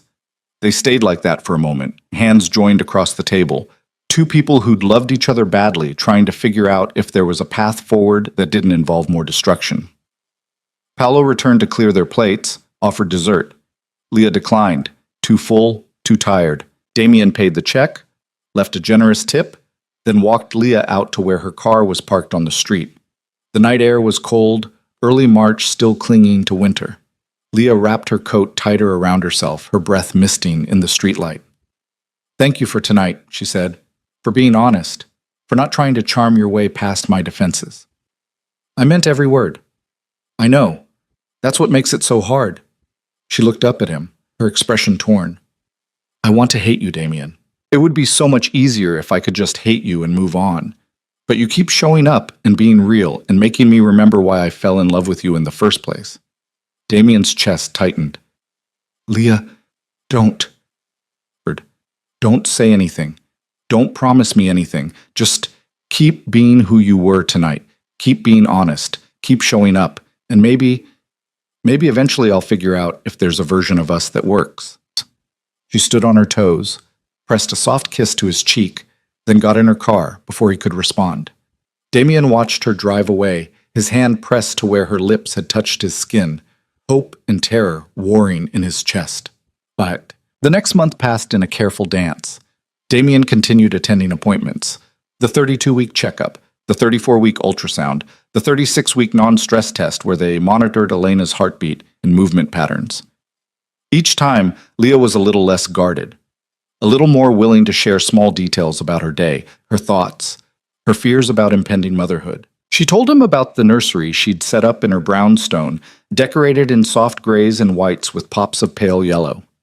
About the prenatal classes she'd taken alone, learning breathing techniques and labor positions while surrounded by couples who had partners to practice with. She told him about the moments of panic when she woke up at 3 a.m. and couldn't feel Elena moving, the terror that gripped her until their daughter shifted and kicked and reminded Leah that she was fine, just sleeping. She told him about her friends who'd thrown her a baby shower, who'd shown up with gifts and support and practical advice about breast pumps and diaper genies and how to survive on 3 hours of sleep. And slowly, carefully, Damien started to share too. He told her about the nursery he'd set up in his penthouse, the one Leah might never see but that existed anyway, because he needed a physical space to hold his hope. About the parenting books he'd read, the online forums he'd joined where new fathers shared fears and failures and hard-won wisdom. He told her about calling his mother and having an actual conversation for the first time in years. About admitting he'd been wrong, that he'd let fear drive decisions, that he needed to learn how to be a father from someone who'd survived single parenthood in a world designed to destroy women like her. He told her about the nightmares he had where Elena was born and Leah wouldn't let him hold her, where he stood outside hospital windows watching his daughter grow up behind glass, forever close but unreachable. That's not going to happen, Leah said quietly after he'd confessed that particular fear. They were sitting in Dr. Kim's waiting room before the 37-week appointment, and Leah's hand found his without hesitation. When Elena's born, you'll be there, if you want to be. I won't keep her from you, Damien. I won't let my anger make our daughter pay the price. Relief crashed through him. You mean that? I do, but... She squeezed his hand. But you need to understand that being there doesn't mean we're together, doesn't mean we're fixing our marriage or trying again or anything beyond co-parenting. Can you handle that? It felt like being offered water in a desert and being told he could only have a sip. But Damien nodded, because a sip was better than dying of thirst. I can handle that, he said. At the 37-week appointment, Dr. Kim examined Leah with her usual thorough efficiency, then sat back with a smile. You're at 2 centimeters dilated, she announced. 50% effaced. Baby's head is engaged. Everything's looking good for a full-term delivery. How long? Leah asked, her eyes wide. Could be days, could be weeks. First babies like to keep us guessing. Dr. Kim looked between them. Do you have your hospital bags packed? Birth plan finalized? Support person identified? Leah glanced at Damien. I've been planning to go alone. Call my friend Rachel when labor starts and have her meet me there. Alone? Dr. Kim's eyebrows rose. Leah, Labor can last 12, 18, 24 hours for first-time mothers. You're going to want someone there, someone to advocate for you, help you through contractions, make sure your wishes are respected. Rachel will, I'll be there, Damien said quietly. If you'll let me, not as your husband, not as anything except someone who cares about you and wants to make sure you're not going through the hardest thing you've ever done by yourself. Leah's eyes filled with tears. Damien, I don't know if I can have you in the delivery room, if I can be that vulnerable with you, if I can... Then I'll wait outside, he said simply. In the waiting room, in the hallway, wherever you need me to be. But I'll be there. Because you shouldn't have to do this alone, and because I want to meet our daughter the moment she's ready to meet the world. Dr. Kim discreetly busied herself with paperwork while Leah cried quietly, her hands pressed to her face. When she finally looked up, her expression was raw but resolved. Okay, she whispered. You can be there. But if at any point I say I need you to leave, you leave. No arguments, no trying to convince me otherwise. You respect what I need in that moment. Absolutely, Damien agreed. Whatever you need. They left the appointment with instructions to watch for signs of labor and an understanding that the next time they saw each other, their lives would be irrevocably changed. Bennett. The call came at 2:30 in the morning on a Tuesday, 3 days after the 37-week appointment. Damien was awake. He'd been sleeping poorly, his phone on the nightstand set to maximum volume just in case. When it rang, he answered before the second ring. Damien? Leah's voice was tight with pain and fear. My water broke. Contractions started about 20 minutes ago. They're 7 minutes apart. Dr. Kim said to head to the hospital when they hit 5 minutes. Damien was already out of bed, pulling on clothes with shaking hands. Where are you? I'm coming to get you. I'm at home.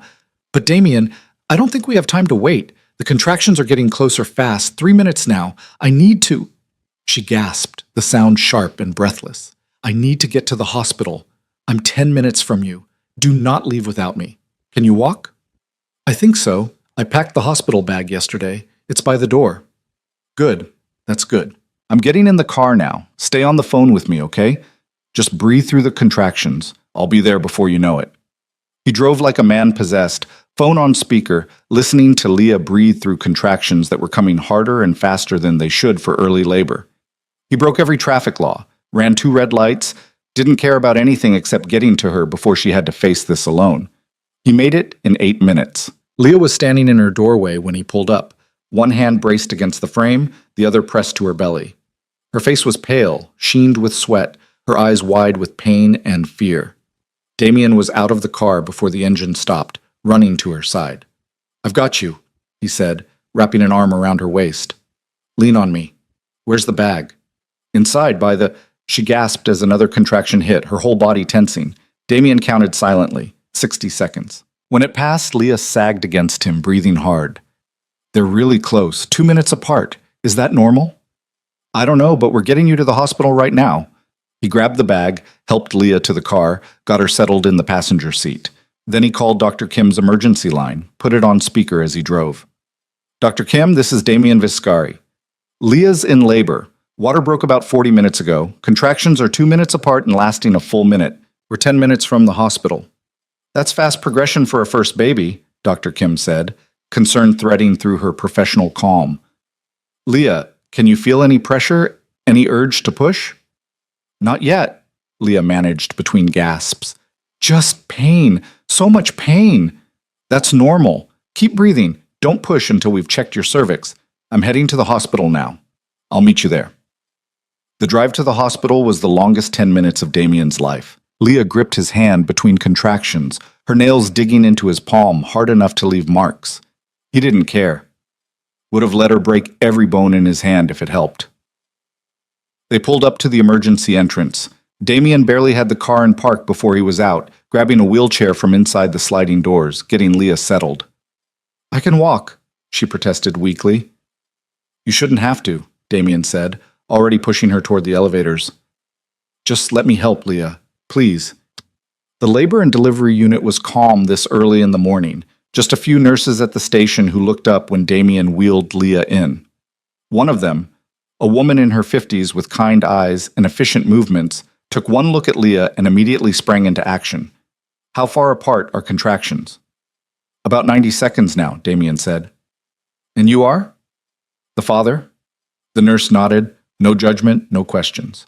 Let's get you into a room and see where we're at. What's your name, honey? Leah? Leah Arden. Dr. Kim is my OB. Good, Dr. Kim's excellent. Let's get you changed into a gown and checked. The next hour was a blur of medical efficiency. Nurses hooking Leah up to monitors, checking her vitals, examining her cervix. Dr. Kim arrived looking surprisingly awake for 3 in the morning, her expression shifting from calm to concerned when she saw the monitor readings. You're at 7 centimeters, she told Leah. This baby's in a hurry. We need to talk about pain management options now, because you might not have time for an epidural if things keep progressing this fast. I want the epidural, Leah said through gritted teeth. I know I said I wanted to try natural, but I can't. This is too much. No judgment, Dr. Kim said firmly. Let me call the anesthesiologist. We'll get you some relief.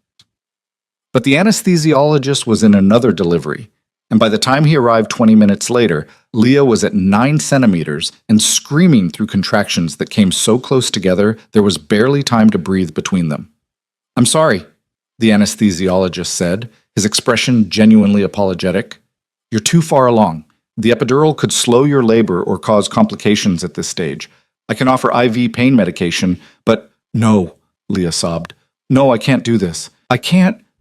Yes, you can, Damien said, kneeling beside the bed, taking her hand. Leah, look at me. You're the strongest person I know. You carried our daughter alone for 8 months. You survived bed rest and fear and me being an absolute disaster. You can do this. I know you can.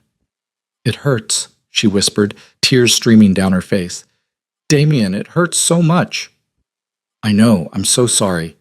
But it means Elena's almost here. It means you're almost done. Just a little longer and you'll have our daughter in your arms.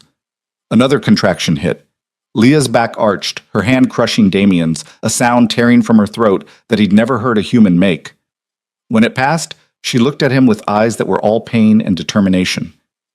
Don't leave, she gasped. Please. I know I said I didn't want you here, but I can't. I need you.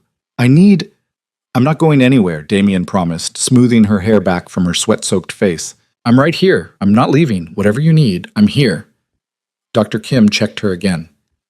You're fully dilated. Leah, next contraction. I need you to push. Can you do that for me? What followed was the most terrifying, awe-inspiring, humbling 90 minutes of Damien's life. Leah pushed through contractions that came relentlessly, her whole body straining, her hand gripping his like he was the only solid thing in a world gone liquid with pain. Damien counted, breathed with her, whispered encouragement that felt inadequate but was all he had to give. You're doing amazing, Dr. Kim said, her voice steady and calm. I can see her head. Dark hair, lots of it. A few more pushes, Leah. You're so close. I can't, Leah sobbed. I can't do it. I'm too tired. You can, Damien said fiercely. Leah, you can. One more push, just one more. You're going to meet Elena. You're going to hold our daughter. Just one more.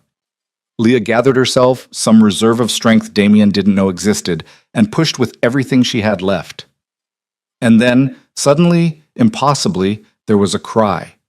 Not Leah's, a smaller sound, outraged and strong and absolutely perfect. She's here, Dr. Kim said, lifting a tiny, vernix-covered, absolutely beautiful baby girl. Leah, you did it. She's here. They placed Elena on Leah's chest, skin to skin, and Damien watched his daughter open her eyes for the first time. Dark eyes, unfocused but seeing. She had Leah's nose, his strong chin, a shock of dark hair matted to her tiny skull. She was the most beautiful thing he'd ever seen. Leah was crying, her hands cradling Elena with infinite gentleness, whispering words Damien couldn't hear through his own tears. 5 pounds, 8 ounces, a nurse announced, doing quick measurements. 18 inches long. APGAR scores are 9 and 10. Absolutely perfect. Damien couldn't speak, couldn't breathe, could only stare at the 2 most important people in his world. The woman he'd loved and failed and was learning to love better, and the daughter he'd already do anything to protect. Do you want to cut the cord, Dad? Dr. Kim asked, holding out surgical scissors. Damien looked at Leah. She nodded. exhausted but smiling. With shaking hands, Damien cut the cord that had connected his daughter to her mother for 9 months. The symbolic severing of one bond and the beginning of countless new ones. After they cleaned Elena and wrapped her in a soft blanket, they handed her to Damien. He held her carefully, terrified of doing it wrong, of hurting this tiny, fragile miracle. She fit in his hands, all 7 pounds of her, warm and alive in his. "Hi, Elena," he whispered, his voice breaking. "I'm your dad, and I promise, I'm going to be here every day, every night, every moment you need me. I'm not going anywhere." Elena yawned, a tiny sound that made Damien's heart clench. Then she settled against his chest, her miniature hand curling around his finger with surprising strength. He looked up to find Leah watching them, her expression soft and unguarded for the first time in months. "She's perfect," Leah whispered. "She is," Damien agreed. "Just like her mother." And for that one perfect moment, surrounded by monitors and medical equipment and the sharp smell of antiseptic, they were a family. Broken, complicated, still figuring out what they were to each other. But a family nonetheless. The hospital kept them for 2 days. Standard procedure for first-time mothers, Dr. Kim explained, just to make sure both Leah and Elena were stable before sending them home. Damien didn't leave. He slept in the uncomfortable chair beside Leah's bed, woke every 2 hours when the nurses came to check vitals, learned how to change diapers, and swaddle a baby who seemed determined to escape every blanket they wrapped her in. He watched Leah learn to breastfeed, saw the frustration and pain on her face when it didn't come naturally, saw the relief when the lactation consultant helped them find a position that worked. He held Elena while Leah showered, walked the hallways at 3 a.m. when their daughter decided sleep was optional, and felt his entire understanding of love reconstruct itself around this tiny person who'd existed for less than 48 hours. On the second afternoon, while Leah was napping and Elena was sleeping peacefully in the bassinet beside her bed, Damien's mother arrived. Gabriella Vescari swept into the hospital room like she owned it, her eyes immediately finding the bassinet. She stopped, her expression softening in a way Damien had rarely seen. "She's beautiful," Gabriella whispered, moving closer. "Can I hold her?" "Let me," Damien said quietly, carefully lifting Elena. She stirred but didn't wake as he placed her in his mother's arms. Gabriella looked down at her granddaughter with an expression of such profound tenderness that Damien felt something shift in his chest. This was the woman who'd survived 3 assassination attempts, who'd buried 2 husbands and built an empire on their graves, who'd raised Damien to be ruthless and strategic and emotionally controlled, and she was crying. "She has your father's eyes," Gabriella said softly. "Antonio's eyes. I thought I'd never see them again." Damien hadn't thought about his father in weeks, had been too consumed with the present to dwell on the past. But now, watching his mother hold his daughter, he felt the weight of 3 generations pressing down. "I don't want to be like him," Damien said quietly. "I don't want Elena to grow up the way I did, watching her father choose empire over family, learning that love comes second to power." Gabriella looked up, her eyes sharp despite the tears. "Then don't be like him. Your father loved you, Damien, but he loved control more. He died because he couldn't delegate, couldn't trust anyone else to handle threats, had to personally oversee every operation, and it got him killed." She looked back down at Elena. "You have a chance to be different, to choose differently. Don't waste it." "I'm trying." "I know. I've been watching." Gabriella's smile was small but genuine. "The restructuring, the therapy, the way you've shown up for Leah even when she made it clear she didn't want you there. You're learning what your father never did. That real power isn't about control. It's about knowing when to surrender." Leah stirred then, waking slowly. Her eyes opened, focused first on Elena in Gabriella's arms, then widened with recognition and wariness. "Mrs. Vescari," Leah said, her voice careful. "Leah." Gabriella moved to the bedside, still holding Elena. "Congratulations. She's absolutely perfect." "Thank you." Leah sat up carefully, her body still recovering from delivery. "Would you like to, if you want to visit with her?" "I'd love to," Gabriella said warmly. Then, surprising both Damien and Leah, she sat on the edge of the bed and spoke with uncharacteristic vulnerability. "I owe you an apology, Leah. When Damien told me about the divorce, I didn't reach out. I told myself it wasn't my place, that your marriage was your business. But the truth is I was relieved. I thought a wife without children would weaken Damien's position, make him vulnerable. I was wrong. Leah's expression was unreadable. Thank you for saying that. I want to be in Elena's life, Gabriella continued, not as the head of a crime family, but as her grandmother, as someone who can teach her that being a Viscari means more than power and fear. It means resilience. It means surviving. It means choosing love even when the world tells you it's weakness. She looked at Damien. If you'll let me. That's not my decision, Damien said, looking at Leah. It's Leah's. All eyes turned to Leah, who looked overwhelmed and exhausted and achingly young despite being a mother now. She studied Gabriella for a long moment, then nodded slowly. Elena deserves to know her grandmother, Leah said quietly. But Mrs. Viscari, I need you to understand. I'm not raising my daughter in that world. I'm not raising her to think power matters more than people. If you want to be part of her life, it has to be as a grandmother who loves her, not as a matriarch grooming an heir. Gabriella smiled, and it was warm and real. I wouldn't have it any other way. And Leah? Call me Gabriella. We're family now, whether the paperwork says so or not. She stayed for an hour, holding Elena, asking Leah about the delivery, offering advice that was surprisingly practical and not at all about empire building. When she left, she kissed both Leah and Elena on the forehead, then pulled Damien into the hallway. That woman is steel wrapped in silk, Gabriella said quietly. Don't lose her again. Whatever it takes, whatever you have to change, don't let her go. I'm trying, Ma, but she doesn't trust me, and I don't blame her. Then earn it back. Gabriella's hand cupped his cheek, her eyes fierce. One day at a time. One choice at a time. Show her that the man she married is the man you're becoming, not the coward you were. She left, and Damien returned to the room to find Leah feeding Elena, her expression distant. Your mother is intense, Leah said quietly. That's putting it mildly. Damien settled back into his chair. But she meant what she said, about wanting to be a real grandmother. I know, I could tell. Leah adjusted Elena's position, wincing slightly. It's just, everything's happening so fast. 2 days ago I was pregnant and alone and terrified. Now I have a daughter and you're here and your mother's promising to be involved, and I don't know how to process any of it. You don't have to process it all at once, Damien said gently. Just take it one moment at a time. Right now, in this moment, you're feeding our daughter. That's enough. Leah's eyes filled with tears. I'm scared, Damien. What if I can't do this? What if I'm a terrible mother? What if I mess her up the way... She stopped, pressed her lips together. The way I messed us up? Damien finished quietly. I was going to say the way my parents messed me up. But, yes, that too. Leah wiped her eyes with her free hand. I don't want Elena to grow up feeling like she has to earn love. Like she's only valuable if she's useful. I don't want her to... Her voice broke. I don't want her to feel the way you made me feel.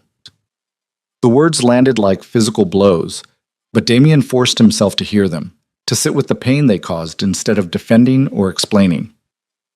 Then we make sure she doesn't, he said finally. We love her unconditionally. We show up even when it's hard. We tell her every single day that she matters just because she exists, not because of what she can do or be or achieve. We? Leah's voice was sharp. Damien, there is no we. We're co-parents, that's all. You can't just... I know, Damien interrupted gently. I know I don't have the right to we when it comes to us.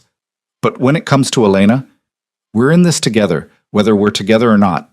And Leah, I'm going to prove to you that I've changed, not by saying it, but by showing you, every day, for as long as it takes. Before Leah could respond, Elena finished feeding and immediately spit up all over Leah's hospital gown. The moment broke, shifting from heavy emotion to the practical reality of new parenthood. Damien grabbed towels, helped Leah clean up, took Elena while Leah changed into a fresh gown. And somehow, in the mundane chaos of spit up and crying and exhaustion, the tension eased. Dr. Kim discharged them the next morning with a stack of instructions, follow-up appointment cards, and a reminder to call immediately if Leah developed a fever or excessive bleeding. You're going to be fine, Dr. Kim said, squeezing Leah's shoulder. You're stronger than you think. And Leah? She glanced at Damien. Let him help. I know it's complicated, but you don't have to do everything alone. Damien had arranged for a car service, something comfortable and safe with a properly installed car seat. They drove to Leah's brownstone in Brooklyn, Damien hyper-aware of every bump in the road, every sudden break, every potential danger to the precious cargo in the back seat. When they arrived, Damien carried Elena's car seat while Leah moved slowly up the steps, her body still recovering. Inside, the brownstone was warm and welcoming, decorated in soft colors and filled with the supplies well-meaning friends had dropped off. Diapers, wipes, bottles, more stuffed animals than one baby could possibly need. "The nursery's upstairs," Leah said, gesturing vaguely. "Second door on the right." Damien climbed the stairs, found the room Leah had described at dinner weeks ago. It was exactly as she'd said, soft grays and whites with pops of pale yellow, a crib with a mobile of stars and moons, a rocking chair positioned near the window. It was beautiful and thoughtful, and absolutely nothing like the nursery he'd created in his penthouse. All dark woods and expensive furnishings, and the kind of perfection that felt cold. He set the car seat down gently, looked at Elena sleeping peacefully, and felt his heart crack open all over again. "It's perfect," he said when he came back downstairs. Leah was on the couch, looking exhausted and overwhelmed. "Your nursery. It's exactly what she needs." "Thank you." Leah's hands were shaking slightly. "Damien, I don't know how to ask this without it sounding wrong, but what do you need?" he asked immediately. "I need help. Not forever. Just for a few days while I figure out how to do this alone. My friends offered, but they have jobs and lives, and I can't ask them to—" She stopped, wiped her eyes. "I hate asking you, hate needing you, but I'm terrified of being alone with her. What if something happens? What if I do something wrong? What if—" "I'll stay," Damien said without hesitation. "As long as you need. I'll sleep on the couch, stay out of your way. Just be here in case you need an extra pair of hands." "You'd do that?" "Leah, I'd do anything. You know that." She studied him for a long moment, weighing risk against need. Then she nodded. "Okay, but Damien, this doesn't change anything between us. This is about Elena, about making sure she's safe, not about us." "I understand." What followed were the most exhausting, terrifying, beautiful days of Damien's life. He slept on Leah's couch, woke every 2 hours to help with feeding and diaper changes, learned the difference between hungry cries and tired cries, and the particular wail that meant Elena needed to be walked and bounced and sung to before she'd settle. He cooked meals Leah barely touched, reminded her to drink water and take her pain medication, held Elena while Leah showered or napped or just sat in the nursery and cried from exhaustion and hormones and the overwhelming responsibility of keeping a tiny human alive. And slowly, in the quiet moments between chaos, Damien saw Leah begin to trust him again. Not completely, not the way she had before, but in small ways, letting him hold Elena without hovering, falling asleep on the couch, knowing he'd wake her for the next feeding, accepting his help without questioning his motives. On the 5th night, Leah came downstairs at 2 a.m. to find Damien walking circles in the living room with Elena against his chest, humming softly. She stood in the doorway for a moment, just watching, her expression unreadable.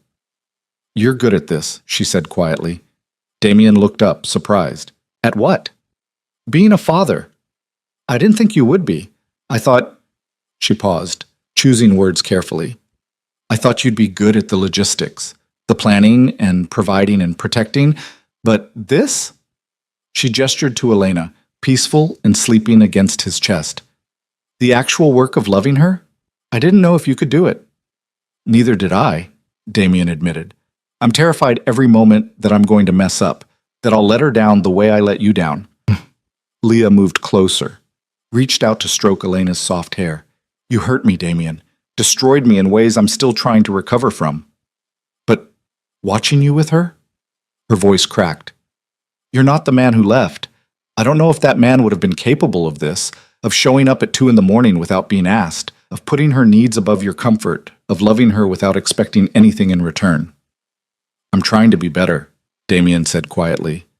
"For her, for you, for myself." "I can see that." Leah sat on the couch, exhaustion written in every line of her body. "And it scares me, because part of me wants to believe you've changed, wants to let you back in, but I'm so afraid that the moment I do, the moment I trust you again, you'll prove that people don't really change, that you're still the man who left when things got hard. Damien carefully transferred Elena to her bassinet, made sure she was settled, then sat beside Leah on the couch, not touching, but close enough that he could feel her warmth. I can't promise I won't make mistakes, he said honestly. I can't promise I'll always get it right, or that there won't be moments where I fail you both. But Leah, I can promise this. I will never walk away again. Not from Elena. Not from you. Even if we're never together again, even if you decide you can't forgive what I did, I will show up, every day, however you need me to. Leah's hands twisted in her lap. I don't know how to forgive you. I don't even know if I want to, because forgiving you feels like saying what you did was okay. And it wasn't okay, Damien. It nearly destroyed me. I know. And I'm not asking you to say it was okay.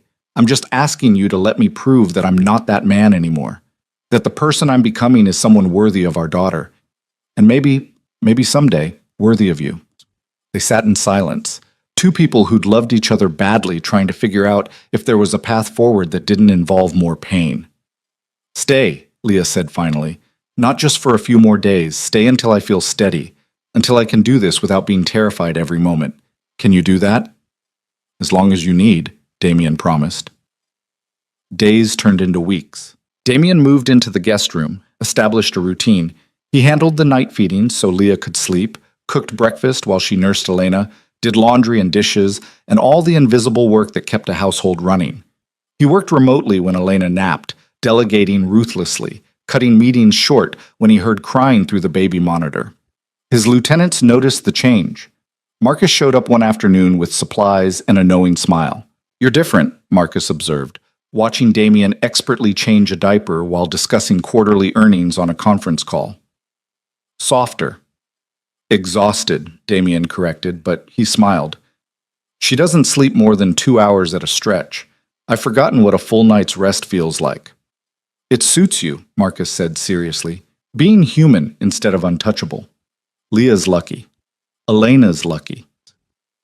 I'm the lucky one, Damien said, looking down at Elena, who was staring at him with those dark, unfocused eyes that saw more than they should. They gave me a second chance I didn't deserve. At Elena's 6-week checkup, Dr. Kim examined her thoroughly, pronounced her perfectly healthy, then looked at both of them with approval. You two are doing great, she said. Elena's gaining weight beautifully. All her milestones are on track, and you both look... She paused, studying them. You look like a team, like you're figuring it out together. Leah glanced at Damien, her expression complicated. We're trying. That's all anyone can do. Dr. Kim made a few notes in Elena's chart. Leah, how are you doing? Physically? Emotionally? Tired, overwhelmed, but okay, I think. Leah hesitated. I've been thinking about going back to work, part-time. The shelter where I volunteer needs a coordinator, and they're willing to work around my schedule. That's wonderful, Doctor, Kim said. Do you have childcare arranged? Leah looked at Damien. They hadn't discussed this, hadn't talked about what would happen when Leah was ready to reclaim her life, when the crisis period ended and they had to figure out what co-parenting actually looked like. I can adjust my schedule, Damien said carefully. Be here when Leah's working, or we could look into a nanny if Leah prefers. I don't want a nanny, Leah interrupted. Not yet. She's so small. I want her with family. She paused. If you're willing, if you can make it work with your responsibilities. I'll make it work, Damien promised. That night, after Elena was asleep and the house was quiet, Leah found Damien in the kitchen making tea. She accepted the mug he offered, stood beside him at the counter, and spoke the words he'd been waiting months to hear. I think I'm starting to forgive you. Damien's hanmun tightened on his mug. Leah, let me finish, she said quietly. I'm starting to forgive you. Not because what you did was okay, not because the pain has gone away, but because I've watched you for 2 months straight being the father Elena deserves, being the partner I needed even though we're not partners, showing up every single day without asking for credit or recognition or anything in return. She turned to face him, her eyes wet but steady. You've changed, Damien, and I fought seeing it because acknowledging that change means acknowledging that maybe we could try again. And that terrifies me more than anything, because if I let you back in and you leave again, I don't know if I'd survive it. I won't leave, Damien said, setting down his mug so he could take her hands. Leah, I swear to you on everything that matters, I will never leave again. Not you. Not Elena. Not this life we're building. I know my word doesn't mean much after what I did, but I'm asking you to trust it one more time. Trust that I've learned, that I've grown, that the man standing in front of you now understands what he almost lost. Leah searched his face, looking for lies, for cracks, for any sign that this was manipulation or temporary change that would fade when things got hard again. But whatever she saw made her shoulders drop, her defenses crack. I want to try, she whispered. I want to see if we can build something real out of the ruins we made. But Damien, I need time. I need to take this slow. I need to know that you're choosing me because you love me, not because I'm Elena's mother or because you feel guilty. I love you, Damien said, and his voice broke on the words. I've loved you since the day we met. I just loved Empire more, loved control more, loved certainty more. But now you're the only certainty I need. You and Elena. Everything else is negotiable. Leah pulled one hand free, cupped his face, her thumb brushing away tears he hadn't realized were falling.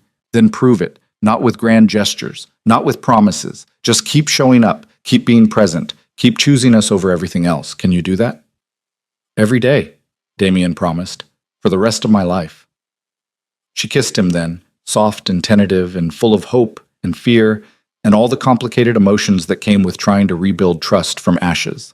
It wasn't the passionate kiss of new lovers or even the comfortable kiss of long-married couples. It was something more fragile and more valuable, the kiss of two people choosing to try again despite every reason not to.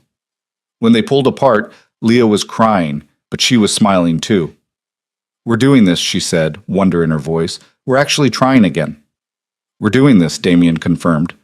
But Leah, I need you to know, I'm not moving back into your bedroom. Not until you're ready. Not until you trust me enough to be that vulnerable again.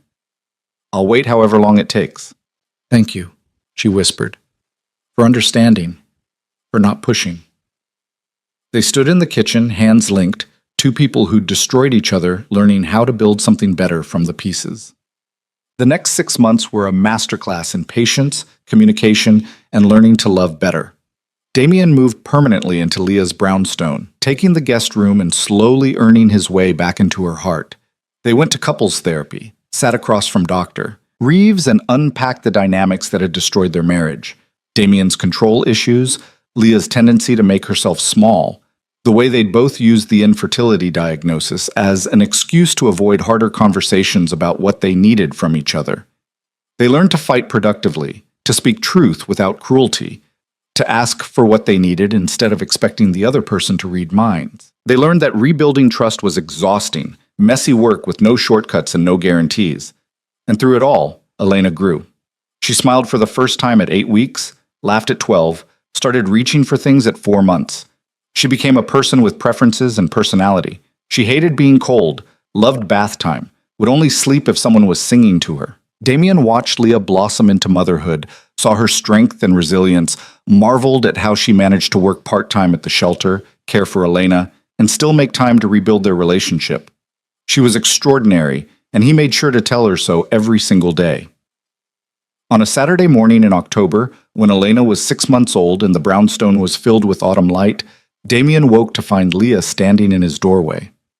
"Can we talk?" she asked quietly. Damien sat up, immediately alert. "Is Elena okay?" "She's fine, sleeping peacefully, which means we actually have time to have an adult conversation." Leah came into the room, sat on the edge of his bed. "I've been thinking." About? About us. About this weird limbo we're in where we're together but not really together. Where you sleep in the guest room and we co-parent beautifully, but I won't let you all the way back in." She took a breath. "I'm ready, Damien. I'm ready to try for real. To let you back into my life completely. Into my heart completely." Damien's chest tightened. "Leah, you don't have to. I'm not saying it because I think I should, or because enough time has passed, or because you've earned it. I'm saying it because I want to. Because watching you be an incredible father has reminded me why I fell in love with you. Because I see who you've become, and I like that person. I trust that person." Her eyes filled with tears. "I love that person." I love you," Damien said, pulling her close. I've never stopped loving you. Even when I left, even at my worst, you were the one thing I couldn't let go of in my heart. Then let's do this right, Leah said. Let's get remarried. Not because of Elena, not because it's practical or strategic or because it makes co-parenting easier, but because we want to. Because we choose each other. Damien pulled back, studied her face. Are you sure? Leah, if you have any doubts, I don't, she said firmly. I spent months terrified you'd leave again. But you haven't. You've stayed through sleepless nights and my hormonal breakdowns and Elena's colic and all the unglamorous reality of building a life together. You've proven that you meant it, that you changed, that you're here for the long haul. Then yes, Damien said, laughing through tears. Yes, let's get remarried. Let's do it right this time. Let's build the marriage we both deserve. They married on a cold December afternoon in the same brownstone where they'd fought and cried and learned to love better. It was a small ceremony, just Dr. Reeves and Marcus and Gabriella and a handful of close friends. Leah wore a simple cream dress, held Elena on her hip while she said vows she'd written herself. I promise to choose you, Leah said, her voice steady despite the tears. Not because you're perfect, but because you're willing to do the work. I promise to speak truth even when it's hard, to ask for what I need instead of expecting you to guess, to trust that when you say you're here, you mean it. And Damien, I promise to love you, not for what you can give me, but for who you are, flawed and broken and beautifully human. Damien's vows were simpler, raw. I promise to show up, he said, his hands holding both Leah and Elena. Every day, every moment, even when it's hard, especially when it's hard. I promise to love you without conditions, to choose family over empire, to be the father Elena deserves and the husband you deserve. And Leah, I promise that I will never, never make you feel like you're not enough, because you're everything. You always were. Dr. Reeves pronounced them husband and wife. They kissed while Elena squealed and clapped, delighted by the attention. Afterwards, Marcus pulled Damien aside while Leah was showing Elena off to Gabriella. You did good, boss, Marcus said quietly. Not everyone gets a second chance. Don't waste it. I won't, Damien promised. 2 years later, Damien stood in the same Brooklyn brownstone, watching Leah chase a giggling Elena around the living room. His daughter was 2.5 now, all wild dark curls and boundless energy, and the kind of fearlessness that terrified him daily. She looked like both of them, Leah's nose, his strong jaw, eyes that shifted between dark and light depending on the angle. She was perfect. They were perfect. This life they'd built from ruins and regret, and the stubborn refusal to give up, was more than Damien had ever thought possible. Leah caught Elena, scooped her up, blew raspberries on her belly, until their daughter shrieked with laughter. Then she looked up, caught Damien watching, and smiled. What? She asked, moving toward him with Elena still in her arms. Nothing, Damien said, wrapping his arms around both of them. Just thinking about how lucky I am. We're all lucky, Leah corrected, pressing a kiss to his jaw. We got a second chance most people don't get. Dada, Elena demanded, reaching for him. Damien took her, settled her on his hip, felt the now familiar weight of her trust. What do you think, Elena? He asked seriously. Should we tell Mama the news? Elena nodded enthusiastically, though she clearly had no idea what he was talking about. Leah's eyes narrowed. What news? Damien reached into his pocket, pulled out legal documents he'd had drawn up months ago. I'm signing over controlling interest in the family business to a board of trustees. Legitimate business people who will transition the empire into something legal and clean over the next 5 years. I'm keeping enough involvement to ensure it's done right, but I'm stepping back, becoming a silent partner instead of the boss. Leah's eyes widened. Damien, that's your whole legacy. Everything you built. No, Damien said quietly, looking at Elena, then at Leah. This is my legacy, you two. The family we're building. The life we're creating that's based on love instead of power. The rest? He shrugged. The rest is just business, and business isn't worth losing what matters. Leah's eyes filled with tears. You're sure? I've never been more sure of anything. He kissed her softly, Elena squirming between them. You and Elena are my empire now, the only one that matters. That night, after Elena was asleep and the house was quiet, Damien and Leah sat in the nursery-turned-toddler room, watching their daughter sleep. She was sprawled across her bed, blankets kicked off, stuffed animals scattered around her like fallen soldiers. "I never thought we'd get here," Leah said quietly, her head on Damien's shoulder. "When I found out I was pregnant and you were gone, I was so sure I'd do this alone, that I'd raise her by myself and you'd be some distant figure who showed up for birthdays if we were lucky." "I'm sorry you ever had to think that," Damien said, pressing a kiss to her hair. "I'm sorry for all of it. The fear, the loneliness, the months you carried her without me. I know, and I've forgiven you. But Damien?" She turned to look at him, her eyes serious. "I need you to forgive yourself too. You've spent 2 years punishing yourself for mistakes you've already learned from. It's time to let it go, to accept that you're not that man anymore, and stop waiting for the other shoe to drop." Damien pulled her closer, feeling the truth of her words settle into his bones. She was right. He'd spent so long trying to prove he'd changed that he'd forgotten to actually believe it himself. "Okay," he said quietly. "I'll work on it." "Good," Leah smiled. "Because I need you fully present, not half here and half waiting to fail. Our daughter needs her father whole, not held together with guilt and penance." They sat in comfortable silence, watching Elena breathe, listening to the small sounds she made in her sleep. Outside, the city hummed with late-night traffic and distant sirens, but inside this room, in this moment, there was only peace. "Dr. Kim called today," Leah said casually, "about my annual checkup next month. And she mentioned that if we wanted to try for another baby, we should probably start thinking about it. Said my fertility appears completely normal now, that whatever the original issue was has resolved or was misdiagnosed from the start." Damien went still. "Another baby? Maybe, eventually, if you want to. No pressure." Leah was trying for casual, but he could hear the hope underneath. "Elena should probably be a little older first, 3 or 4 maybe. Give us time to—" "Yes," Damien said, turning to face her. "Yes, I want another baby with you, as many as you want, as many as we can handle.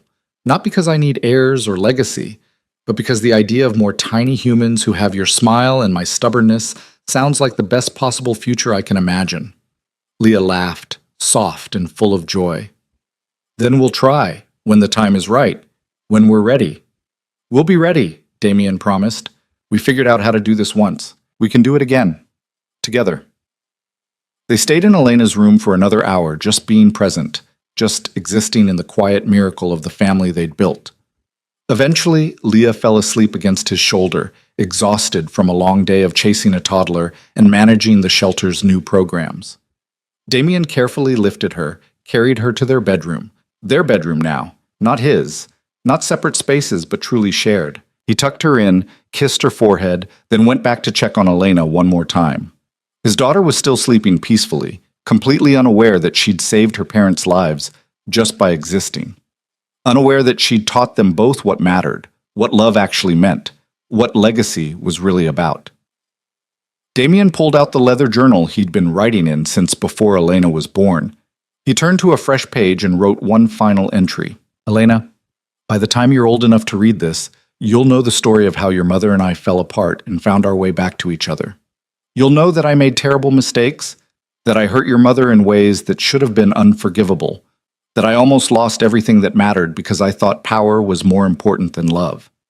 I'm writing this final entry to tell you what I've learned, what I hope you'll carry with you as you grow into whoever you're meant to be. Legacy isn't bloodline, it's not empire or wealth or the things you leave behind when you die. Legacy is how you love, how you show up, how you choose people over power, connection over control, vulnerability over certainty. Your mother taught me that. She could have kept you from me, could have raised you alone, protected you from a man who'd proven he couldn't be trusted. Instead, she gave me a second chance I didn't deserve. She let me earn my way back into both your lives. And in doing so, she gave me the greatest gift imaginable, the chance to be your father. I hope I've done right by you. I hope when you look back on your childhood, you remember a father who showed up, who loved you without conditions, who chose you every single day, not because you achieved anything or met any expectations, but simply because you existed. And Elena, if you're reading this because something's happened to me, if I'm not there to tell you myself, know that you were loved. Fiercely, completely, unconditionally. You saved me, you and your mother. You taught me what matters. That's the real legacy. Not the empire I'm leaving behind, not the money or power or any of it. Just love. Simple, messy, imperfect, beautiful love. Thank you for being mine. Thank you for existing. Thank you for giving me a reason to be better. I love you, little one. Forever and always. Dad. Damien closed the journal, placed it in the drawer where he kept all his letters to Elena. Someday, he'd give them to her. Someday she'd understand what she meant to him. But for now, he returned to bed, pulled Leah close, and fell asleep wrapped in the certainty that he was exactly where he was meant to be. The empire he'd built on fear and precision had been dismantled, restructured, transformed into something legitimate and clean. The power he'd craved had been traded for partnership. The legacy he'd thought he needed, an heir to secure succession, had become something infinitely more valuable. A daughter who would grow up knowing love wasn't conditional, and a wife who taught him that the strongest thing a man could do was surrender control and choose family. In the end, the diagnosis that had destroyed them became the catalyst for rebuilding something better. The lie became truth. The pain became purpose. The ruins became foundation. And Damien Vescari, former crime lord, recovered coward, devoted father, and husband, finally understood what his mother had tried to teach him all along. Real power wasn't about control. It was about knowing when to let go.